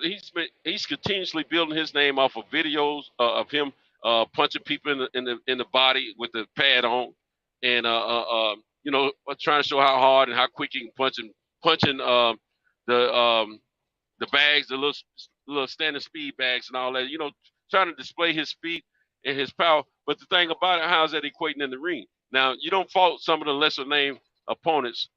Now it's time for you to start fighting tougher competition. And every time you turn around, I got a mental issue. I'm on my period. My titty is hurting. I mean, man, just like he capping, man. Ain't nobody trying to deal with. He just wasting airtime, man. And that's what they see the fakeness in him. That's why he ain't over there anymore. And that's the exact thing, man. I was on a different panel tonight. A couple Mexican guys on there, and it was interesting because, bro, they hate Ryan Garcia. I mean, literally. Because he's representing the Mexican culture in a negative way, man. They want to see. No, Santo. I'm gonna tell you like this, bro. I'm gonna tell you this straight up. Out of all the platforms I've been on, right? And then I'm gonna include Twitter on this. Ryan Garcia is a gringo to them, man. Well, I know I was gonna. They don't claim Ryan Garcia at all. I'm gonna tell you something. A lot of them early in his career, they when he was smiling all the time, building his golden boy, smiled and all that. They were like that about De La Hoya, and because he's not from Mexico. He's from California, right? He's Chicano, he a gringo. But the thing about it, the way De La Hoya was able to win some of them back is the fact that he gets in the ring and he fights, and he proves the heart of a Mexican in the ring. Ryan ain't doing that. I was in the panel tonight, and literally, I'm talking about, you know what I'm saying? I'm gonna go in. I'm gonna say what I'm gonna say regardless. You feel me? So I was shocked because when Ryan Garcia and De La Hoya were brought up, dude was like, hey, and what's up, Picasso? He was like, F these dudes, they not Mexicans, we not claiming them, and anybody who's saying that we are claiming them, F y'all too. And I'm like, damn, bro, like all I'm saying is I figured that Ryan Garcia was Mexican because I thought he was Mexican. That's it. I didn't have nothing. Mexican. He's a descendant of the Mexican race. If you consider Mexican a race, I'm not sure. I'm gonna tell you something. It's a whole different subject, but I'm not sure if Mexican is truly a race or not, because there's a country called Mexico. And to me, if you're from that country, then you're a Mexican, and that's a nationality. Agreed. Not necessarily a race. So I'm thinking as a race of people, I think it's Hispanic, Latino, or whatever. Maybe more the race, whichever one they consider the race. But I think Mexican has to do with your nationality or your descent. Like if your parents' your parents and their parents were from Mexico or something like that, you can still claim a Mexican descent, but you're in essence you were born in America, so you're an American Mexican, a Mexican American, like they consider us African American. You know what I'm saying? But it doesn't mean that you're a race. African is not a race. It is I don't know how you consider Africa because there's so many different countries in Africa. Africa is a continent. So, but as far as country-wise, it's a nationality. So this is the craziest thing, and I hope y'all don't judge me wrongly for this. I'm not African American. I'm Black American. The reason I say I'm not African American is because I can't trace any of my ancestors back to Africa, and I've tried. I done traced them to other parts, but I've never been able to trace them directly back to Africa. Now, I'm not saying my ancestors didn't come from Africa. I'm not saying that. But as far as me trying to trace them, you know what I'm saying? I end up in Jamaica. I end up in just, I'm just saying, when All you gotta do is say you black, my brother. right. And that centralizes it right there. I mean, I don't get into claim myself as African American, not color, all that. I just say I'm black. Period. And white folks, black folks, red folks, all folks know what I mean when I say I'm black. Because one thing about it, they look at all of us around this world, they look at us as black. I'm all right, so Street Fighter, appreciate you for coming on, man. Yeah, because I still wanted to be on the other stuff. I never even got a chance to explain, but I've been moving around, so I don't want to keep. Hey, Street Fighter, real quick. I need to be on another panel with you because you got some. Hey, come lay down, bro. Come lay down. You what you doing? Come lay down, man. Anyway, sorry. I need to be on another panel with you for even if we ain't on a panel. I'm gonna put my email in the chat, bro. I want some health tips if that makes sense. So, like I said, I was gonna start getting on here a little bit more too, and I don't want to keep making the conversation circle back, and I don't want to be rude because I've been moving around, like I say, on mute and stuff. So I've been listening to y'all and everything, but because in the chat, like when they brought up that, I said, man, I wanted to kind of break those fights down, but the overall thing I just wanted to say with those three youngsters is that just let them fight. You know what I'm saying? Let me see more from them. Devin has showed me he can take a little bit of damage and still be able to do what he got to do. I've seen him in trouble, you know what I'm saying? But all in all, I'm going to make sure I get that right side. I see it right there, 22@gmail. Okay, yeah. But, I don't want to do that, man. I like I said, we'll get into it another time. But I just want to let y'all know that before I jump off. But, yeah. And I'm about to jump off too, man. It's 5 o'clock where I'm at. I'm in Atlanta. I'm in Georgia, so it's 5 o'clock where I'm at. I need to take my black ass to sleep, just to be honest. So, but appreciate y'all tonight, man. Love y'all, and I'm definitely hopping on when I can, and we'll do it again. No disrespect to anybody. I just, like you said, hey, it's 5 o'clock where I'm at. Yeah, no problem, man. I'm probably about to shut it down because I'm actually about to be headed towards that way here in the next couple hours. I got to make a little trip to Atlanta. So, hey, salute to you, and Santel, salute to you, and hey, we'll definitely do it again, bro. Absolutely, bro. Salute to you and Street Fighter. Y'all have a great night, great weekend. If we don't talk again, and stay up. Remember, it's always love over here. We family. We might not agree 100% on what we're thinking about the certain fighters of the sport, but at the same time, it's family over here. No one's disrespecting each other. Everybody's just speaking, their opinion. But no, just holler back. You know what I'm saying? Don't stay away. Always holler back. And the one thing I gotta say is I appreciate that we can disagree regardless, but it still be very respectful and always love. Been on a few panels where individuals disagree and it become disrespectful. And one thing I can come here and definitely know that I can say what I'm gonna say, y'all gonna say what y'all gonna say, and regardless, we're not gonna disrespect each other. We're gonna love each other because we family. So salute to both of y'all, brothers. Salute to Picasso. Picasso, that's my guy too. So hey man, we'll do it again. I'm out. All right, so. What are you doing, Picasso, man? You trying to bring us another storm, man? Or you gonna get on the panel, or you gonna stay off, or you just gonna keep shifting gears, or what you doing, man? Or are you already in your hotel room? But yeah, man. Yeah. He hey, said. CJ, you said you already he said he. plane ticket. Huh? Wait, you said you already got a plane ticket, or you said you already scoped the. I already scoped it out. I ain't bought nothing yet. I'm still trying. I'm trying to. I said I done scoped it out. I ain't bought nothing yet. Yeah.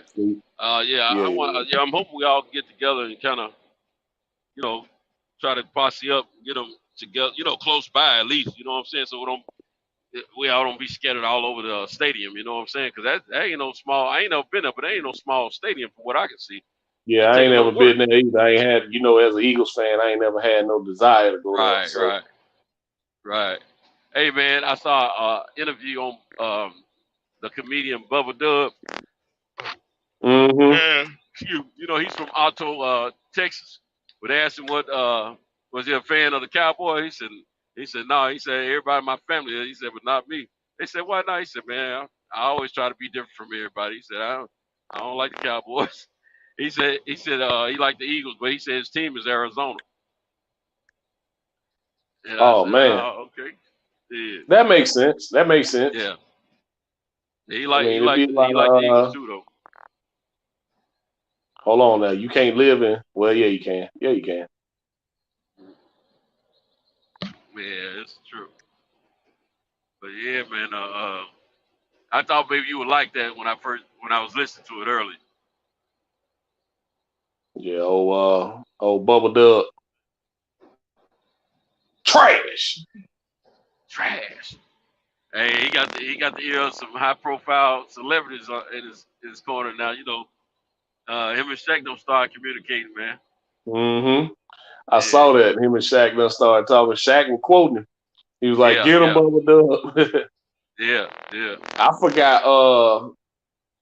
I forgot how he started, but it was somebody. I think he hopped on there. He just went off.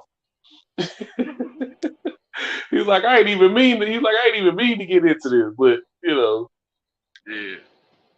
like He trash. hey, no one has done that before that I know of. Trash. Hey, he don't make that a straight up hit, man. You know, look, you waiting on that after every night that these NBA teams play. You waiting on him to talk about it. You know what I'm saying? Oh man, yeah, yeah. Him. I mean, after football, after basketball, I'm waiting on him and Coach 30. Coach 30. Yeah, you Hey. ain't seen Coach 30 yet. No, I hadn't seen that. I gotta take a Oh, look at you that. seen the guy, man. He was like, he be doing the film sessions.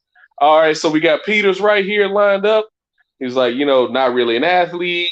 Moment's too big. Gonna piss down my leg, and boom, let the dude run by me. Is that the guy? Is he on one of them sports channels network? He what? Is he on one of them sports network shows along I'm with gonna some see. others? I'm gonna send you some of his videos. I'm gonna send you some of his Okay, videos. But okay. trust me, after somebody lose, especially during football season, right? He'll do basketball too, but especially during I football season, see. I'm thinking I know who you're talking about. That's why I'm asking. But yeah, he'll be send it to me. wearing the coach's gear. He's playing like he's in the film room after the game is over Oh with. no, I hadn't seen that. Then I hadn't seen that. Oh man, Okay, Coach 30 is hilarious. yeah, I gotta see that.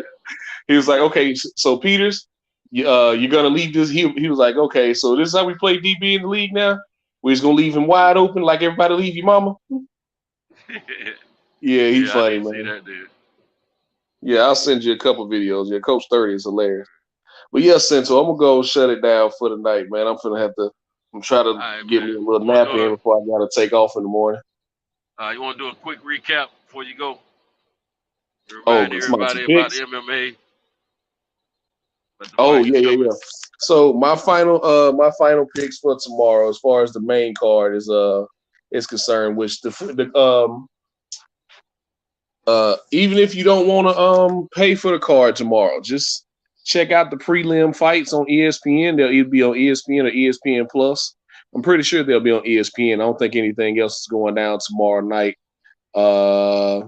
It's not All Star Weekend. I know. I don't think. Is it All Star Weekend? I ain't even kept up with it. That's a good question. I hadn't kept up with it either. I hadn't kept up with it, man. But All Star Weekend is usually in February Yeah. because somebody made a joke about that. They were saying how all of Steph's babies got November birthdays. You know, the trade just ended. The trade deadlines just Trade ended. deadline just ended, so I think All Star Weekend. No, no. Okay, so no, I think All Star Weekend is Might be next next weekend. weekend. Yeah. It seems like Let's it's see. late this year, don't it? No, it's always in February. No, I'm talking about later, like a week off, being that it's going to be probably next weekend. Mm-hmm. But you know what? The Super Bowl is always the second weekend of February too. Yeah, it's the first. Yeah, so No, I no, guess it's second, about right. second, second. It's always it Yeah, got thrown back a week because we got that extra game this year. Remember? Oh, okay. And Yeah, it maybe got we'll throw thrown it back a off week. then. I remember it used to be the first week in February Yeah, because it that's was right. always a That's right. month after. First It week. was always a Yep. month after the college football national championship. Well, we got to check on them, but maybe NBA All Star Weekend is a week behind too because I'm sure they weren't trying to compete. It don't make sense. The same fans are watching both sports. Pretty much. But go But ahead, yeah, my bad. ain't nothing. I mean, they got basketball on tomorrow night. I think who playing?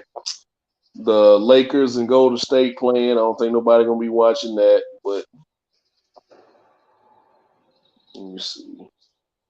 Yeah. But yeah, if y'all are interested in some combat sports tomorrow, go ahead and check out some MMA, man. Check out that UFC card. It's either gonna be on ESPN, ESPN2, or ESPN Plus. And there's gonna be some good fights on the undercard as well. But the main card is gonna be a banger. I'm telling you, if you got an extra $75 laying around, go ahead and spend some money on this card, man. It's well worth it. Let's make Israel Adesanya the biggest star in the UFC because that's all Dana goes by. He goes by pay-per-view buys. It's like you tell me you're a star, but you only selling 300,000 pay-per-views. It don't line up. So everybody tired of Conor getting the treatment that he get. Let's make a new star. Let's make Kamaru Usman, Francis Ngannou, and Israel Adesanya the three African kings. Let's make them the biggest stars in the sport, seeing as how they're dominating their weight classes. Ain't that what y'all want as combat sports fans? You want one guy to dominate the weight class and fight the best? That's what it should be. You And don't forget Derek Lewis is fighting tomorrow night as well. Derek Lewis, the Black That's Beast, probably the is also co-main. fighting tomorrow night. Is Derek that the Brunson co-main? and yeah, he's the Is that like co-main. the He's the co-main? co-main. Yeah. So that's the two Yeah, fight. Those man. are the two fights I know about on that card. I ain't really paid Yeah, enough mind check to out it. that Jared But Cannonier and Derek Brunson. That's gonna be a great fight as well. All the fights on the main card: Alexander the Great Hernandez against Groovy Lando Moicano, Hanato Moicano. Now I mixed his nicknames up. That's Groovy Lando Venata, and I'm thinking about him, but it's actually Hanato Moicano. Those are gonna be great fights tomorrow, man. I don't think we have any boxing here in America. Let me check. The schedule. If it is, I don't think we have any good fights. That is. somebody's supposed to be fighting this weekend. See, as soon as I click on this thing, it's telling me about Jamal Charlo going to jail today. Yeah. Yeah, heard he smacked up somebody in his family. Yeah, I didn't even check into it. Yeah, that's front page news. And right next to that is, Canelo close to fighting Bivol and Triple G. The Zone done told Canelo, according to some sources, man, that I done spoke to, the Zone done told Canelo, look, you come back over here, your ass gonna fight what's the name again? Triple G. Oh yeah, Danny Jacobs does fight John Ryder Yeah, I tomorrow. thought that's what it was. Danny Yeah, Jacobs fighting John Felix Ryder. Cass fights Magomed Madiev. Ellie Scottney fights Horlina Giovanni. I'm probably butchering these names. Hopi Price fights tomorrow. Fights Ricardo Roman. Yeah.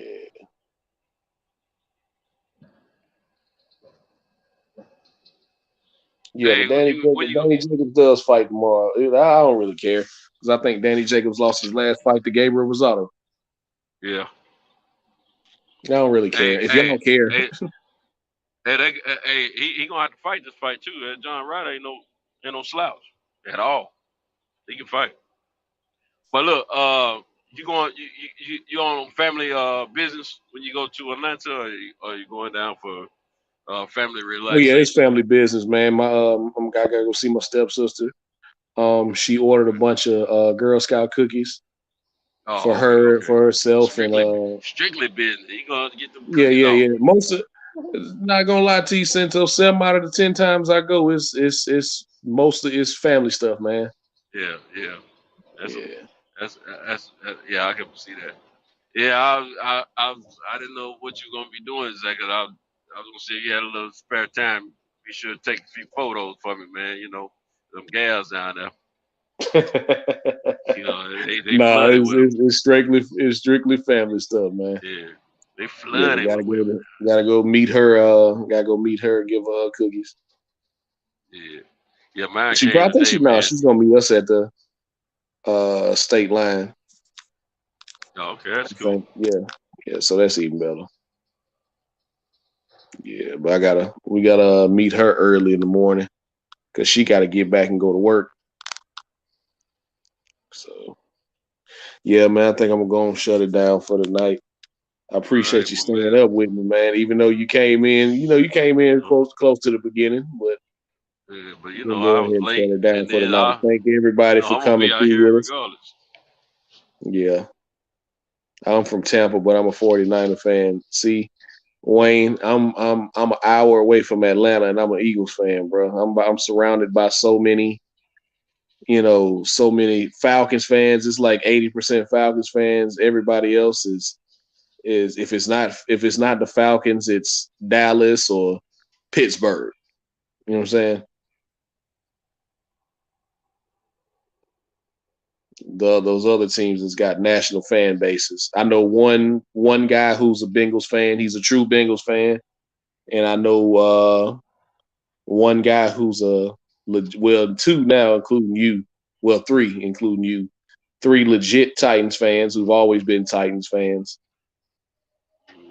and I know another guy who's been a Dolphins fan. He's always been a Dolphins fan for as long as I've known him. So, but for the most part, it's 80% Falcons, heavy Falcons country.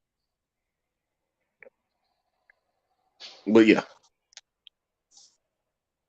Thanks everybody who came through in the chat, stayed up with us, asked us questions, and stayed engaged with us. But thank y'all. It's been another great show here on the boxing section. We will see y'all Sunday. Well, no. Well, yeah, we'll go live Sunday, and we'll probably break down this MMA card for everybody who watched it. And I'm pretty sure some of y'all will watch Danny Jacobs fight tomorrow, so y'all can talk about that or whatever you seen. Or no, it'll be Super Bowl Sunday. We can talk about the Super Bowl. But Yeah. until next time, man, we'll see y'all later. Hey, I want to say thank you to everyone that came over to go roll with us through the night, chatting it up, being active. Thanks for all the support always. Means a lot to me. Um, I want to wish everyone a great weekend and be safe. And I don't know about y'all. I know some of y'all probably going to go to sleep, and some are probably still awake working or whatever.